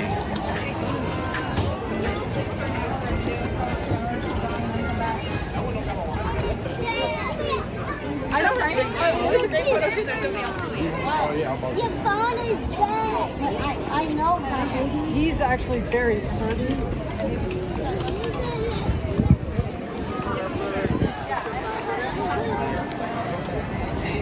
Hi. All right, my friends, I think that is it for me today. We've been live streaming for 4.5 hours. I want to thank every one of you that joined me. Much love to each and every one of you. I may live stream tomorrow. I haven't decided yet, but I'll definitely be back here Wednesday and Friday. All right, friends? All right, thank you everybody who subscribed. We went over 2,000 subscribers today. That is a big, big accomplishment, and I owe it all to you guys who subscribe. So from Indiana Homes, love to you all. Have a wonderful Sunday afternoon. Bye-bye, everyone. Please hit the like button, subscribe, and hit the notifications button. Thank you very much.